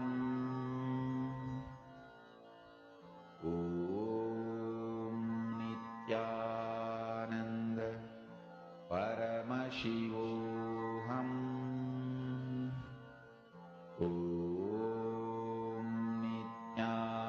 Nithyananda Paramashivoham.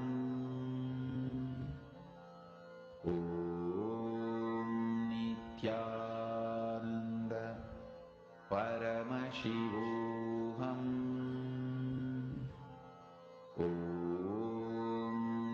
Nithyananda Paramashivoham.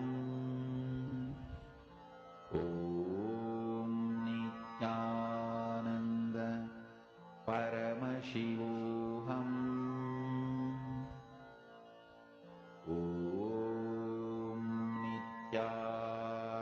Yes. Now, I hope all of you have finished posting your answers. Now I'll be showing you now the answer as to what exactly was that image. What was the number that I had projected for all of you to see through your third eye. So as you can see here, the exact number that I had projected to all of you was the number 9.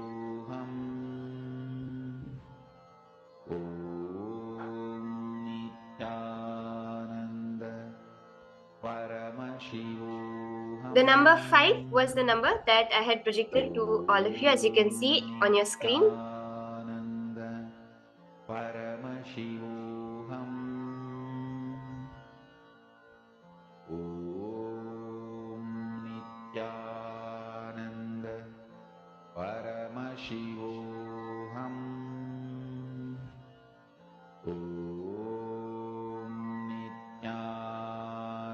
Yes.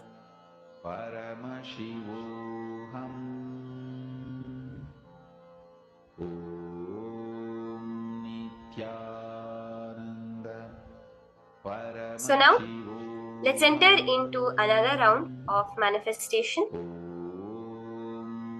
Let's enter into the next round. So as you saw, this number was 5. Now I request all of you to connect to Swamiji. Do close your eyes again. One important thing is to ensure that there is no light entering. See, why the reason we say to put the eye band and not just simply close the eyes? The reason is because when light is entering the eyes, automatically the visual pathway is simulated. But if you connect to Swamiji, if you connect in such a way where there's no light entering your eyes, when there's absolutely no light entering your eyes, then only will you be able to, that third eye vision, you'll be able to see the clear difference between it.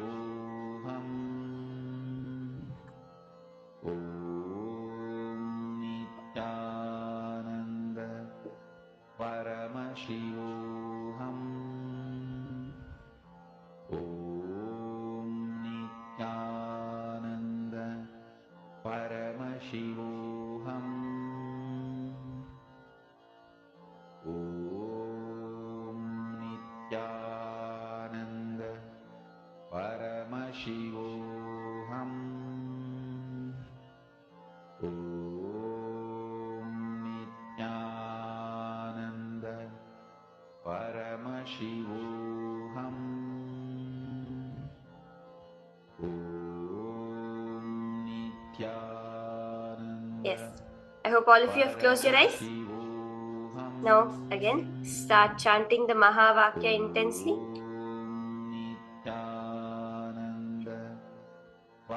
And be projecting the next number for you to start seeing through your third eye.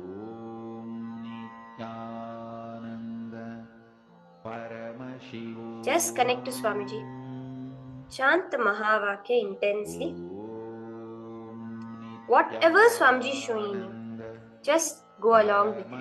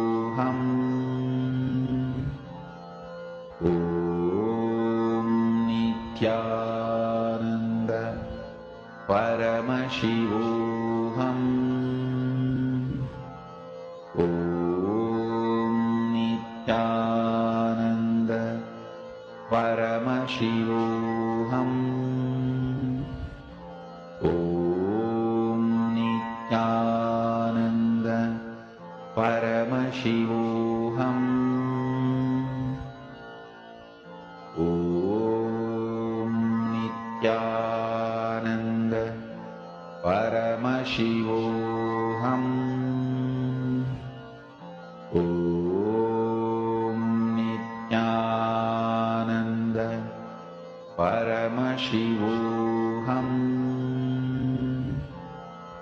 Om Nithyananda Paramashivoham Om Nithyananda Paramashivoham Om Nithyananda Paramashivoham. Now slowly open your eyes Om and take off your blindfolds. Nithyananda Take a moment now to go ahead and post in the Zoom chat live what it is Swamiji revealed to you in your third eye.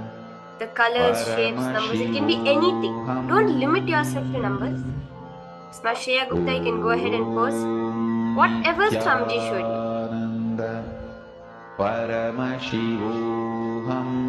Take a few moments and post exactly. See, for example, if you saw a number, what color was the number in? What shape was the number in? What size was the number in? Post all of these details. Om Nithyananda Paramashivoham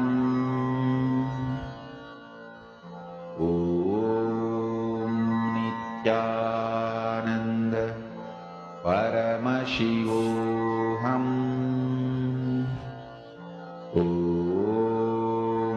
Okay, let's now see the answer as to exactly what was the number that I had projected for all of you. As you can see here, the number was 9 that I had projected for all of you to scan. The exact number that I had projected for each of you was the number 9. Okay, Mashreya, you saw 56. Maybe you saw the 6 upside down, ma. And the 9 upside down as 6.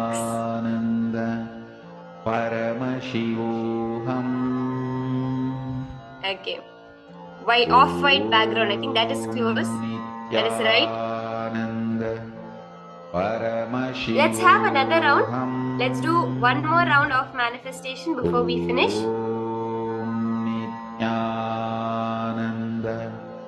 Let's do one last round of manifestation now. Yes? So I request all of you, again, tie your blindfolds, tie your eye bands, close your eyes. Just chant the Mahavakya. Om Nithyananda Paramashivoham. Connect to Swamiji.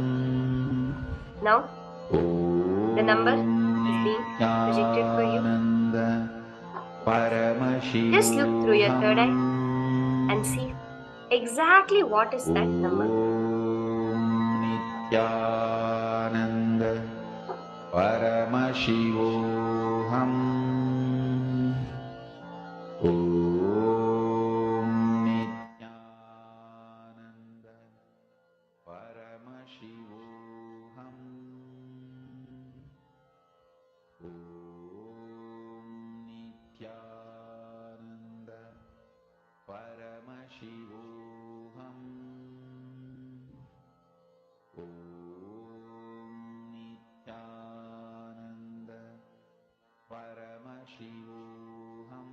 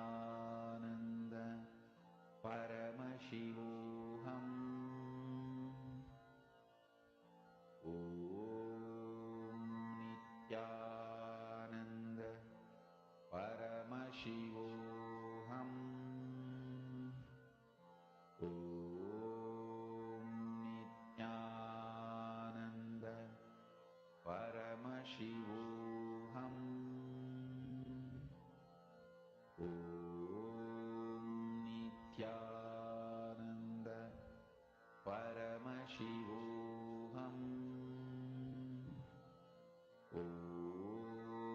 Nithyananda Paramashivoham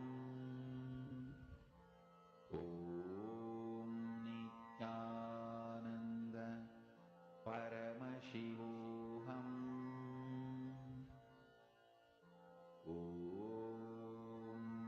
Nithyananda Paramashivoham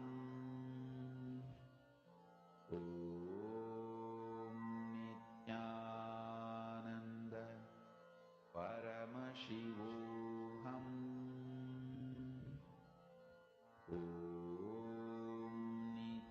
Nithyananda Paramashivoham Nithyananda Paramashivoham Nithyananda Paramashivoham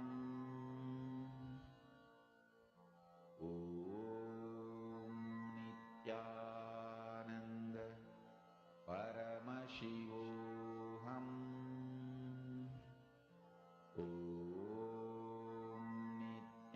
Nithyananda Paramashivoham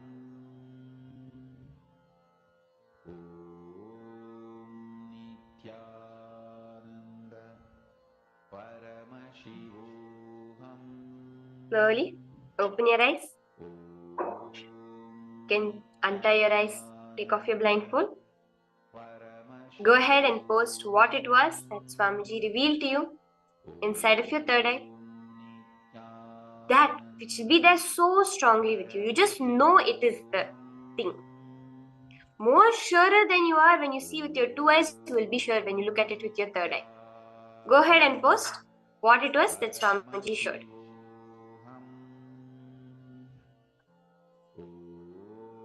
Take a few minutes and finish typing down, posting all the details that Swamiji revealed to you in your third eye.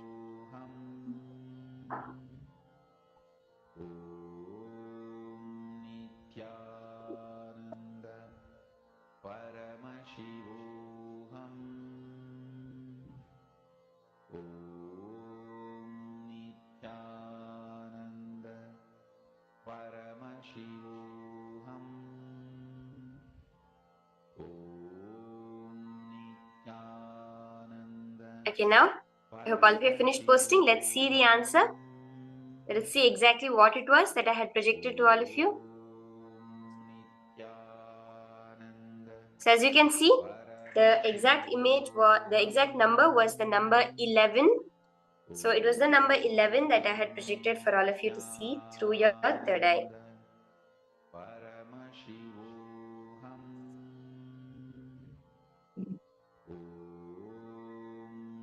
Nithyananda Paramashivoham. My stack, you saw 4 becoming 8, 7 becoming 6, oval, Kalabhairava Trishul, line curved at the end at both sides, turtle standing, okay? Nithyananda Paramashivoham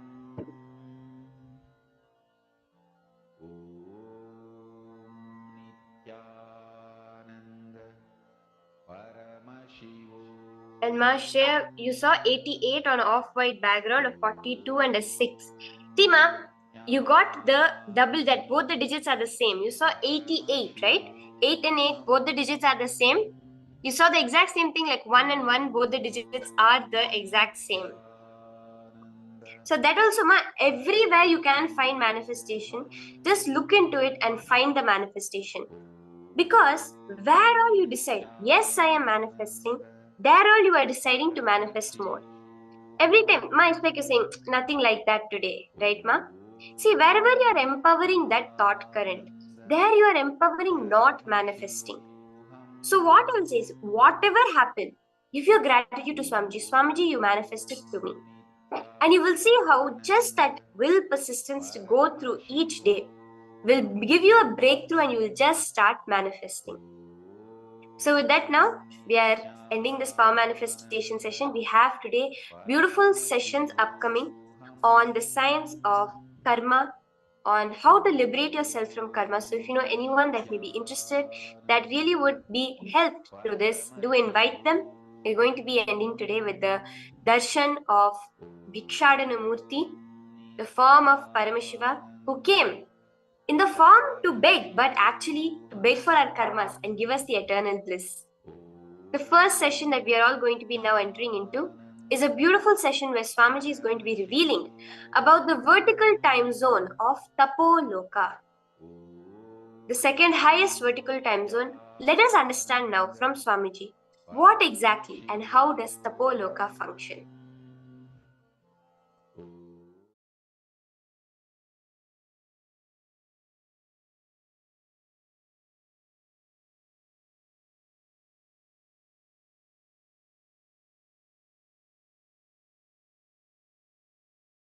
Sanatana Hindu Dharma reveals about this cosmos. It has vertical time zones, higher worlds, Bhuva, Suva, Tapa, Maha, Jana, Brahma, Vaikunta, Kailasa, the higher worlds, and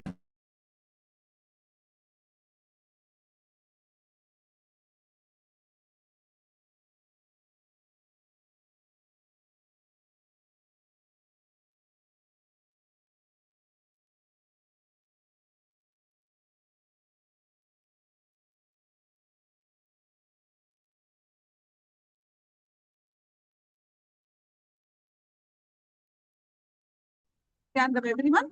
Welcome to the Paramashivoham Level-1 program. With the blessings of the Supreme Pontiff of Hinduism, Jagat Guru Mahasannidhanam, His Divine Holiness, Bhagwan Nithyananda Prabhuji's blessings. We start our Jnana session with the Sadguru Vandana.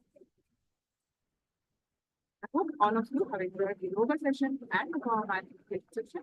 Now we are going to enter into the Jnana session. So please sit straight with folded hands in Atmanjali Mudra. Let us start our sessions. Jnanam Paramashugadam Kevalam Jnanam Sattvatītam Gagana Sadusham Sattvamasya Ekam Nityam Vimalamachalam Sarvadi Sakshibhutam Bhavatītam Trigunarahitam Sadgurtam Namami. Today we are going to learn about the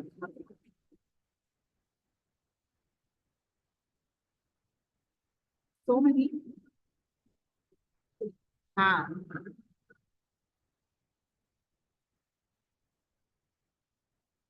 different ideas. It is to know about the word, even though it's a Sanskrit word. Many have a great knowledge about what Swamiji has revealed from the scriptures. Both have one and how to get them. So we talk about karma and Vedic astrology. The basics of Vedic astrology. Why do we need to actually know about karma? And why do we need to know about Vedic astrology? So, to know these, we live a blissful life. To know how to direct our life, how to live our life in right space, right formation, right understanding about life. So let's enter into the first session. I request all of you to be on camera. Pooja, I adukun to all of you.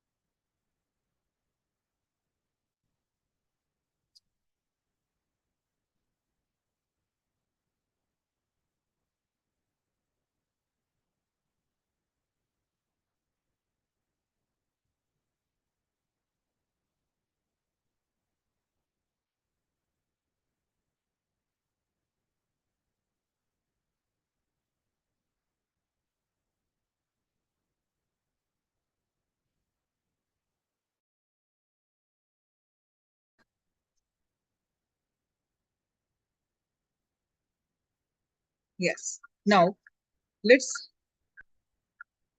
learn about the first session on basic concepts about karma.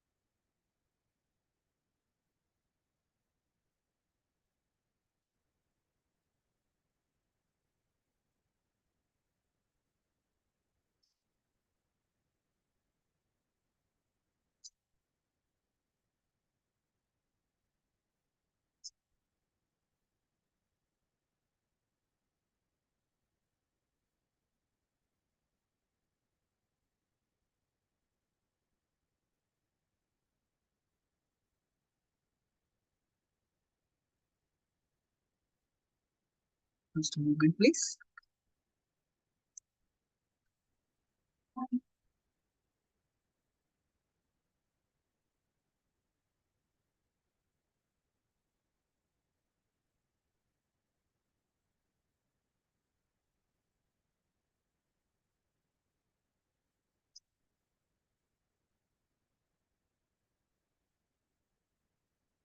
So, what is karma and why do we need to know about karma? Many would have heard the word karma.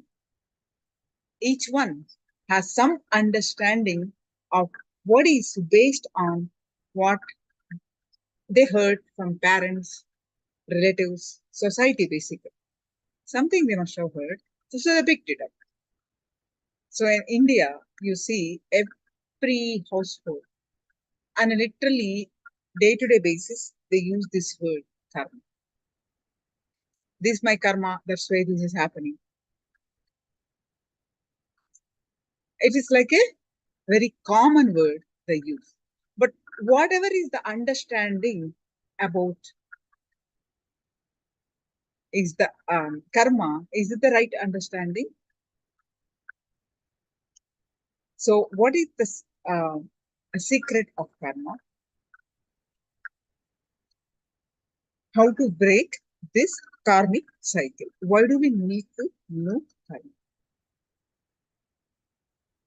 Karma needs to be understood clearly because it is the basis of the cycle of life and death. It is the basis of beautiful living.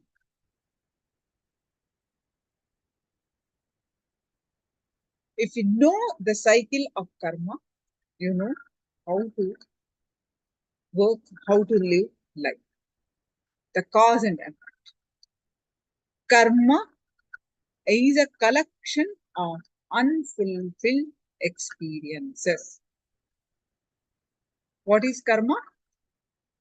Karma is a collection of unfulfilled experiences.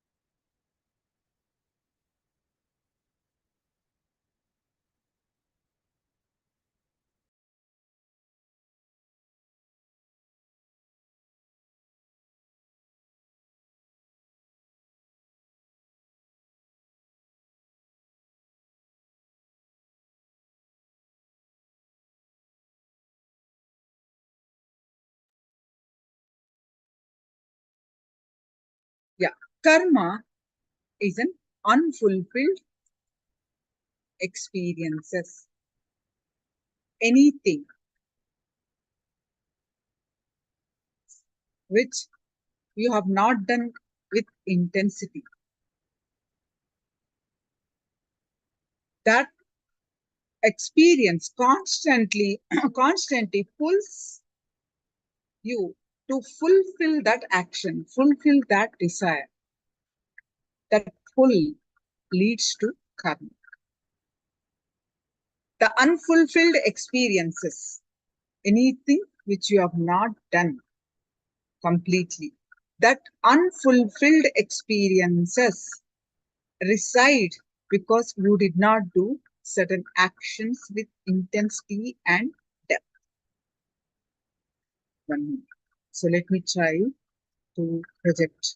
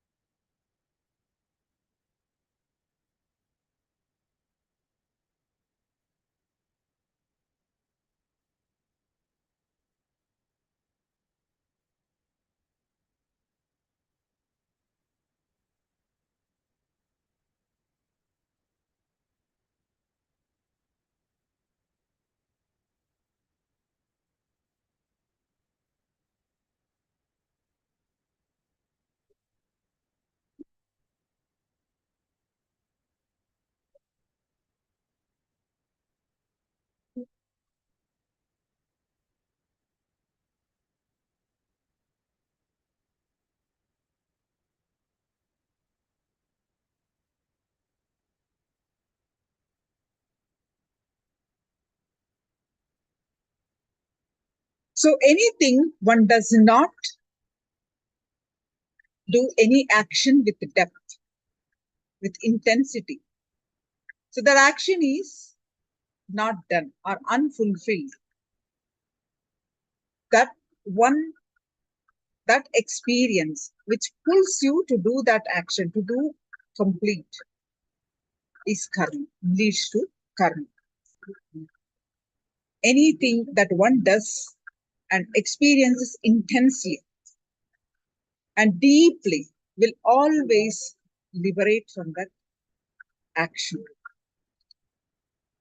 However, any experience one did not go through completely, through which one did not have complete fulfillment, that did not get full energy, attention, awareness. You are not aware of doing some action. You are not conscious of that action that leads to karma. So all the actions which you are not present, mechanically doing it, will lead to karma. remains as karma, hangovers of karma.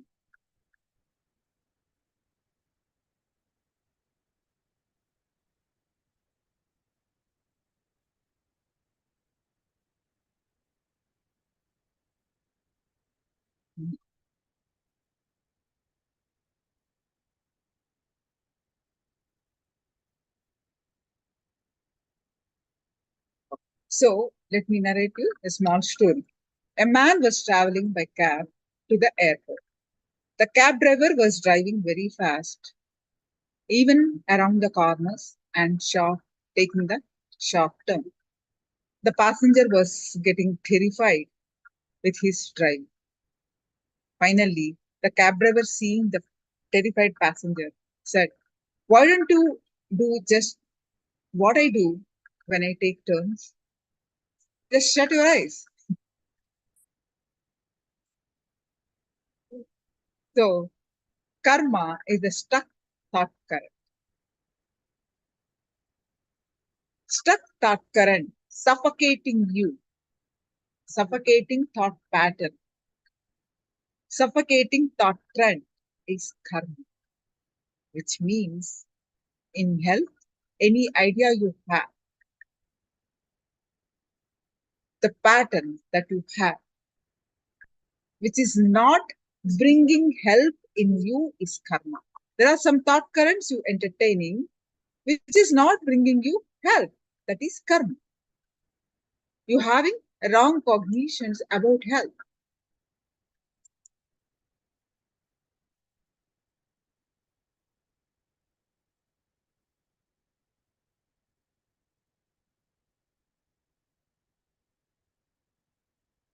In all aspects of your life.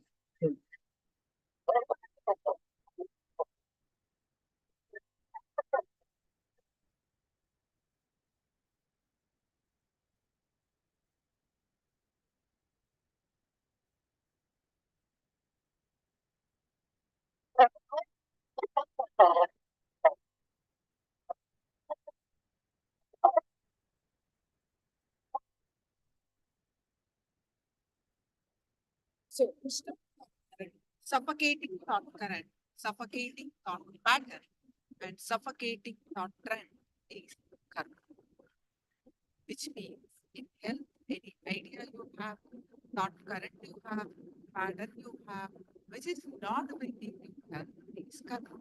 In wealth, any thought current, any thought pattern you have, which is not bringing you wealth, in you is karma. Anything which is not letting you cause your reality, the stuck thought current which is not causing your reality, is karma.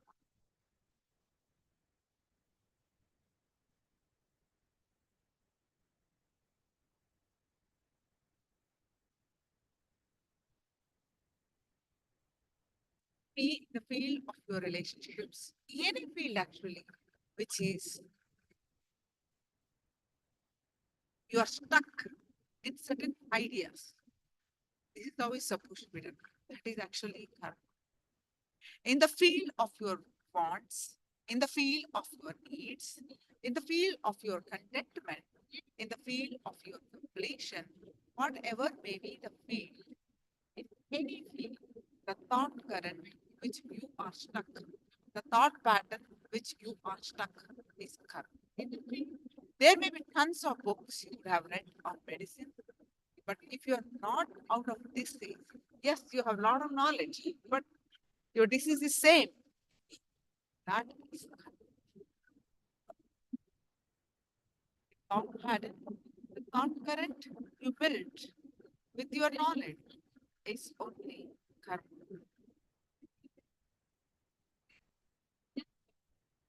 There may be tons of life solutions for every situation you may know. There may be tons of concepts you heard cause your reality. But if it is not started happening, it is only karma for you. It means still somewhere your logic has not went up. So karma is not just one part of you, it is the whole net on which you are born. So, the basic question, how much karma you have? The attitude, the bhava forms the basis for the way to connect with the life and with the world. The same attitude forms the basis for connecting with the self. That is what is called karma in Vedic tradition. Karma does not come as a quantity. This is a very important cognition. Karma, this is the fundamental cognition that Swamiji is sharing with us. Is karma does not come as a quantity, but it comes as a mental setup. Please make a note of this. Karma is not a quantity, but it comes as a mental setup. For example, in a family, somebody is born and brought up, and the family eats non-vegetarian food. It's not that how many animals they killed, and all the bad negativity comes to son.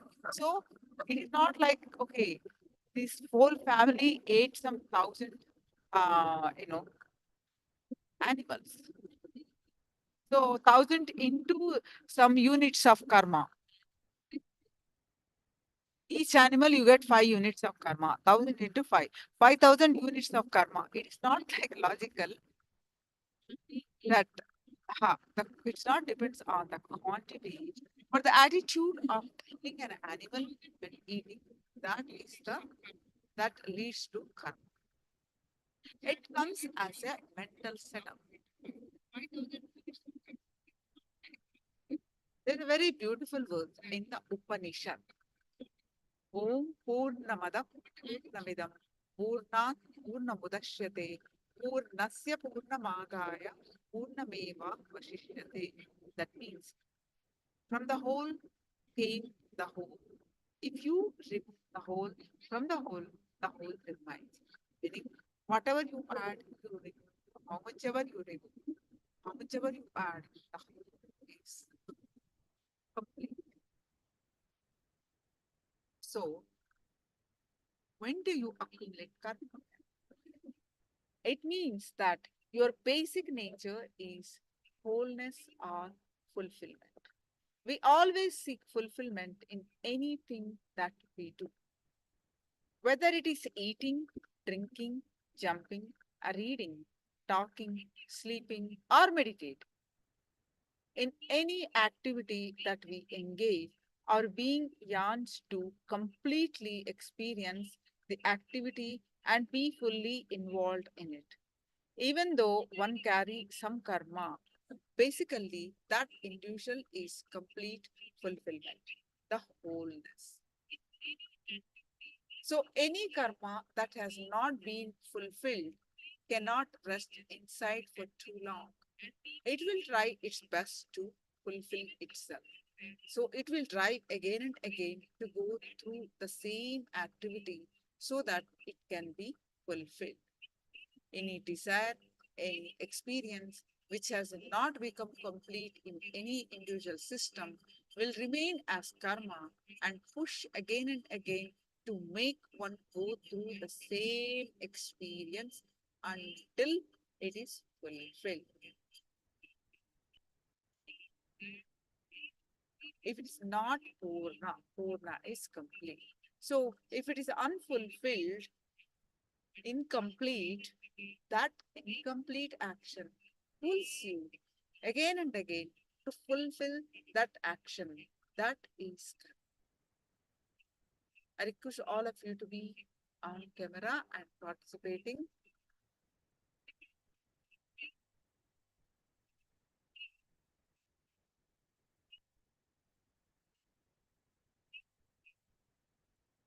In life, one continuously takes decisions. These decisions are not only for the major events in an individual's life, even the words that one talks continuously, the thoughts that one harbors continuously is individual's own decisions.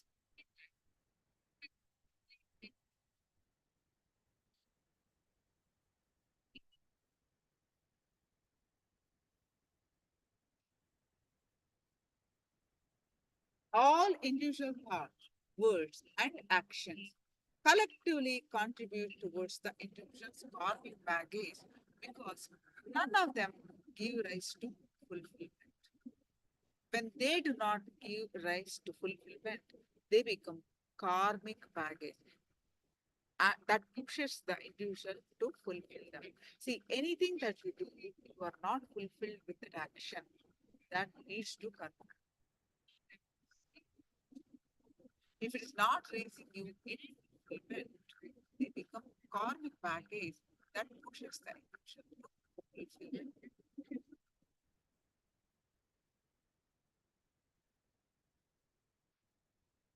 One thinks, speaks, and does things without clarity, without fulfillment, with deep ignorance, which does not, which when one does this, the individual's inherent nature, which is fulfillment, starts suffering.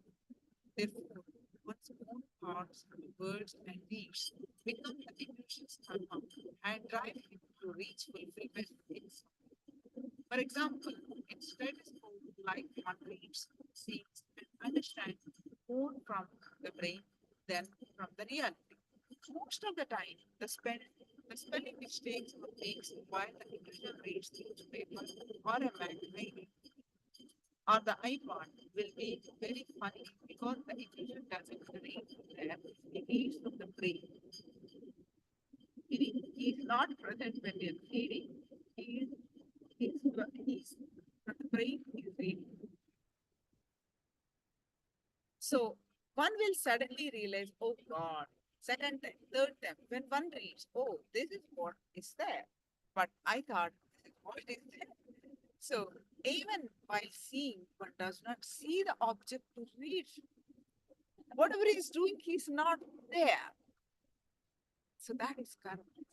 Many occupied by something else. Understand this. He's occupied by something else. That something else is karma.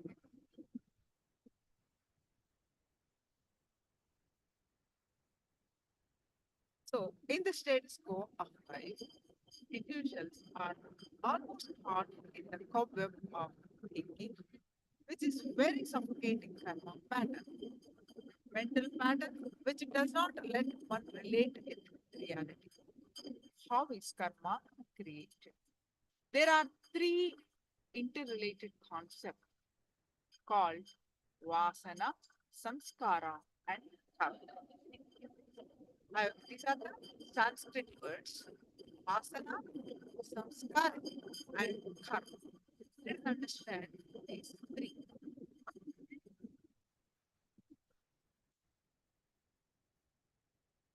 Vasana means it's the seed of desire.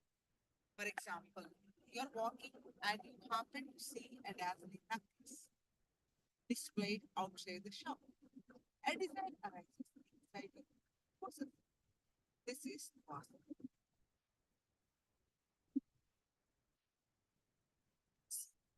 Generally, this seed comes from lifetime and it is tendency.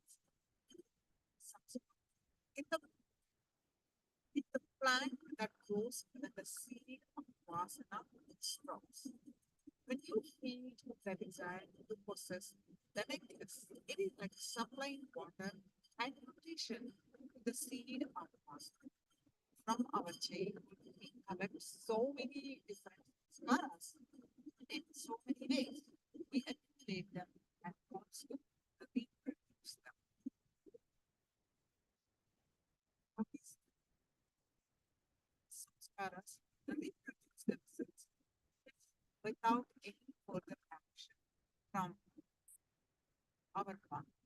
The corruption that happens to the inner space is what is called samskara or engraved. They are memories that go and sit in the space and pull you to go through the same experience repeatedly. They pull you to do the same kind of actions repeatedly, pull you to run through the same kind of contact, even if you want a samskara that is opening in your conscious or unconscious layer is nothing but hindrance to fulfillment of the life.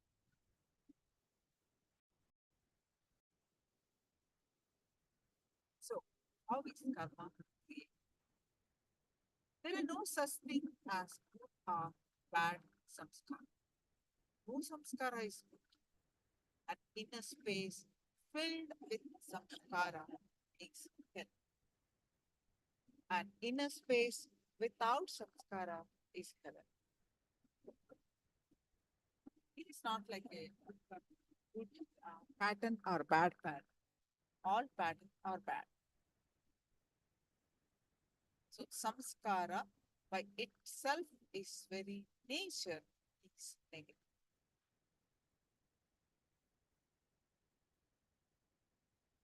Anything done out of samskara will reduce everything to boredom and emptiness. Anything that happens with a deep understanding, just out of your pure inner space, always adds value. Anything done out of samskara adds more and more bondage to you. There are there are some samskaras that get strengthened only by action. When you repeat that action, there are some samskaras that get strengthened just by receiving information with regard to them. When you receive input from the word about them, there are some other samskaras that needs neither action nor information. Just remembrance is enough and they get strengthened.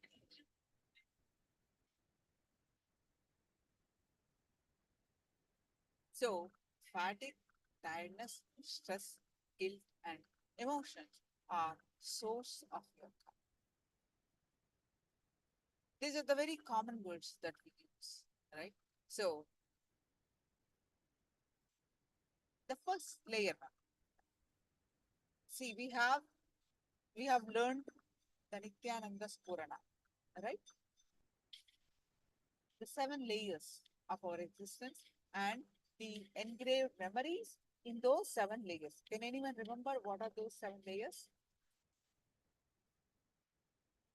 Can anyone remember what are the 7 layers? Starting the outermost layer, first layer is physical layer. Then what next after that?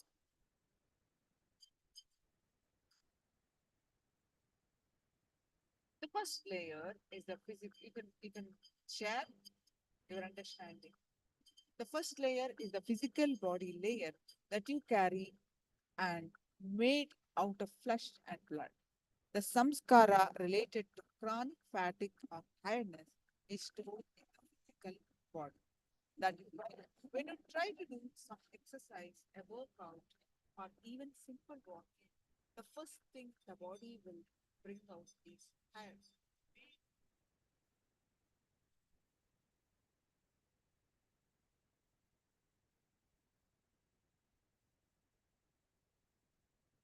But without bothering about first level samskara that are raising, you continue to enter into the action.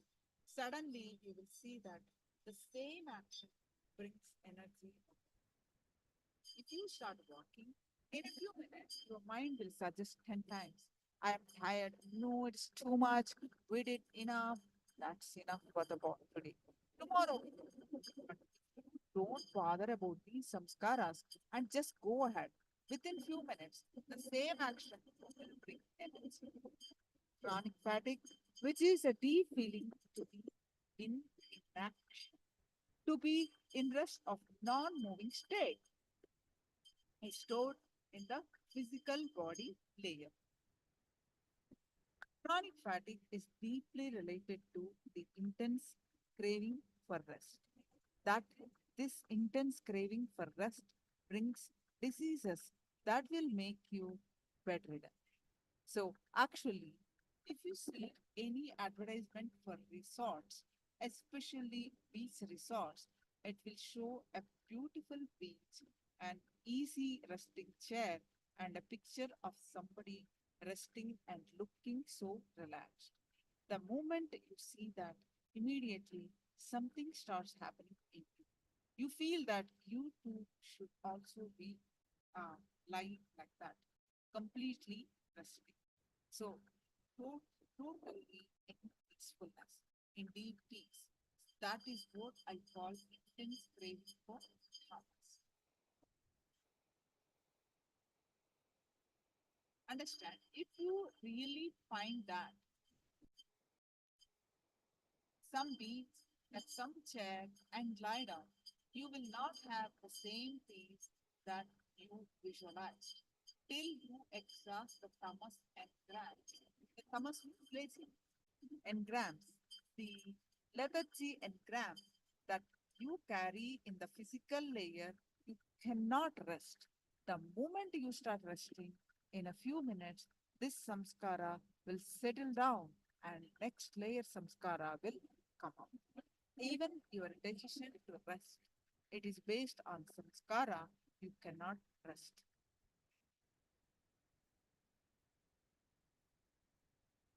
Tamas is what? Attribute of inaction. I can say that when the deep desire for vacation or deep desire for rest, the chronic fatigue, 90% of your spiritual journey is over. This first layer samskara is the first problem.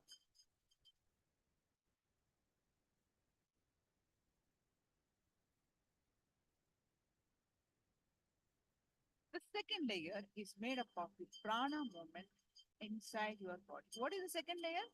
Pranic layer, right? So prana is actually the life energy that takes in while you breathe.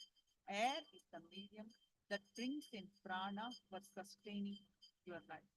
There are 5 stages in the movement of prana in your body that constitute what is called pranic body or breath. Samskara related to the desires are stored in the prana, the breathing. That's why whenever your desires are changing, suddenly you will see the breathing pattern will also change.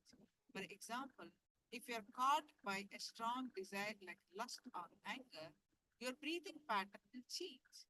It will be chaotic. The more you enter in action based on these desires, the stronger these engrams will become. What is the third layer? Mental. The next layer is the mental body, the continuous words of thought, the inner chat, mind. This inner chanting that is continuously going on inside you, mental layer.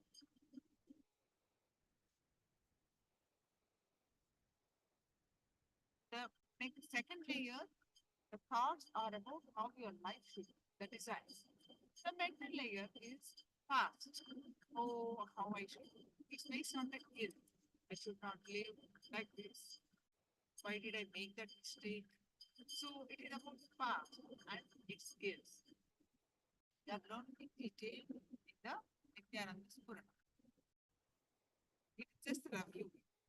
If your energy is flowing, the next, if your energy is flowing continuously towards the past, it is guilt.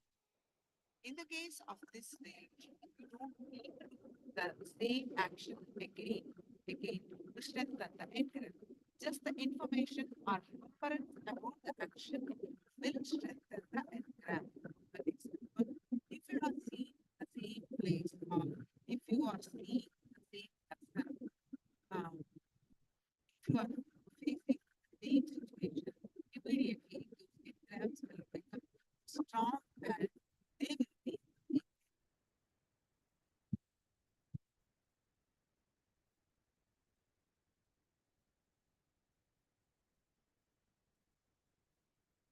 Fourth layer is the emotion, uh, the infinite. I, um, I can say that intense inner chatter that does not respond to your logical analysis is what is called emotion. In this layer, you store all the visualizations related to pain. This fourth layer of pain is a very powerful layer You don't need any action or information to strengthen the engrams.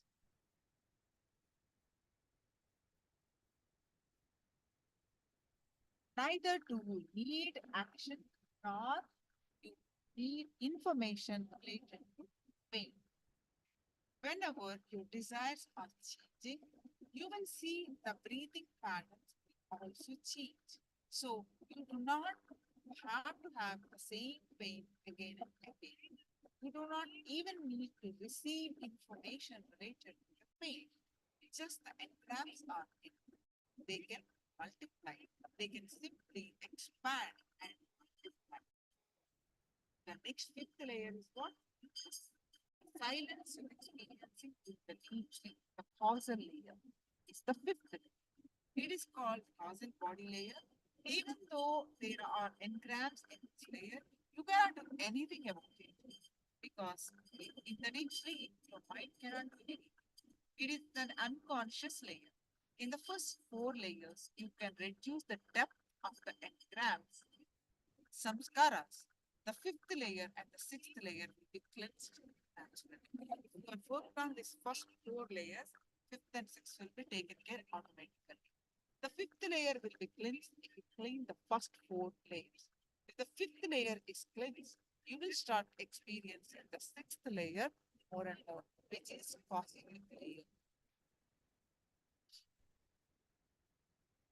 The deep meditation, the joy and the intense vibrant silence from the thoughtless awareness that you experience is the sixth layer. The sixth layer is the meditation layer. If you are getting into the deep sleep layer more easily, it means the first four layers are clean. If the first four layers are not clean, then you will suffer more in the fifth layer. That's why when you have more stress and load, a lot of suffering related to sleep starts happening in life. And the seventh layer is the nirvanic layer, that is the enlightenment layer.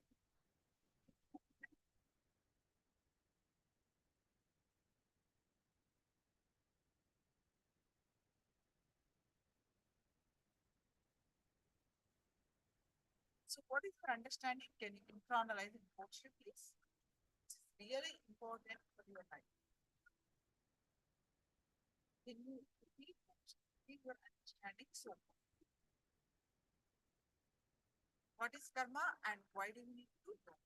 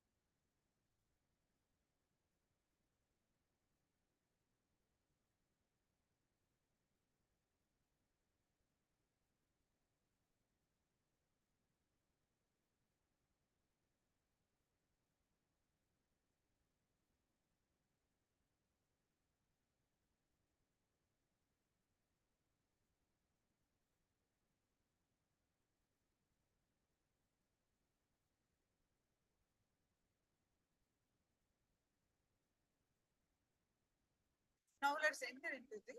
So can you all post your understanding, please? So for what is your understanding so far about the karma? Can you please post it your internalization in the chat now? And after that, we are going to with that understanding, let's start manifesting the today's power, that is levitation. So quickly go ahead and post your understanding. We are going to manifest the power of levitation.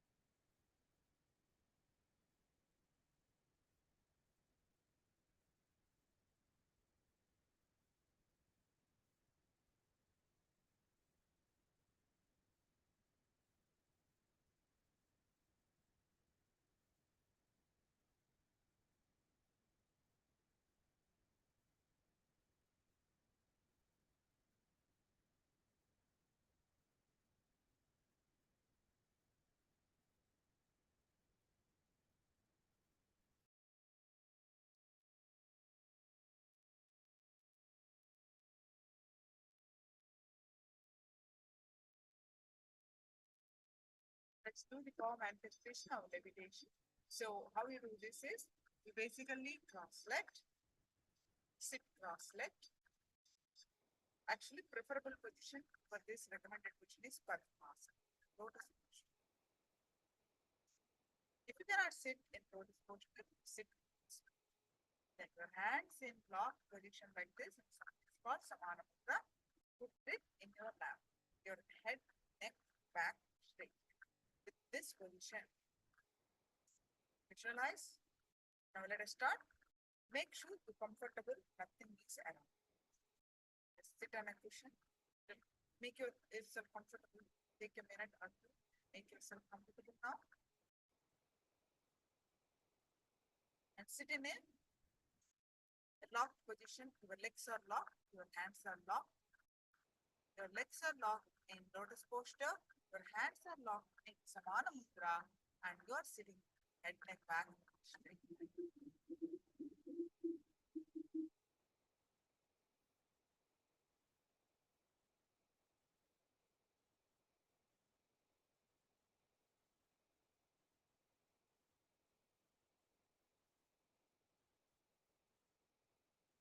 Make sure you do not have anything around.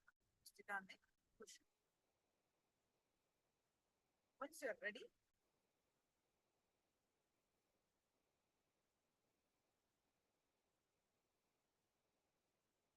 now let us start manifesting the power of levitation. Visualize Swami's form. Bring it restful awareness to the breath. Sit in the context of Swamiji is Shiva, meditating on the form of Swamiji.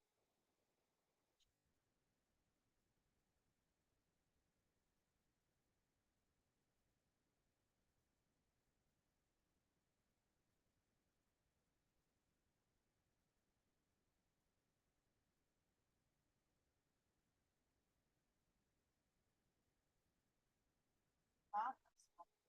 Raise your belly. Raise your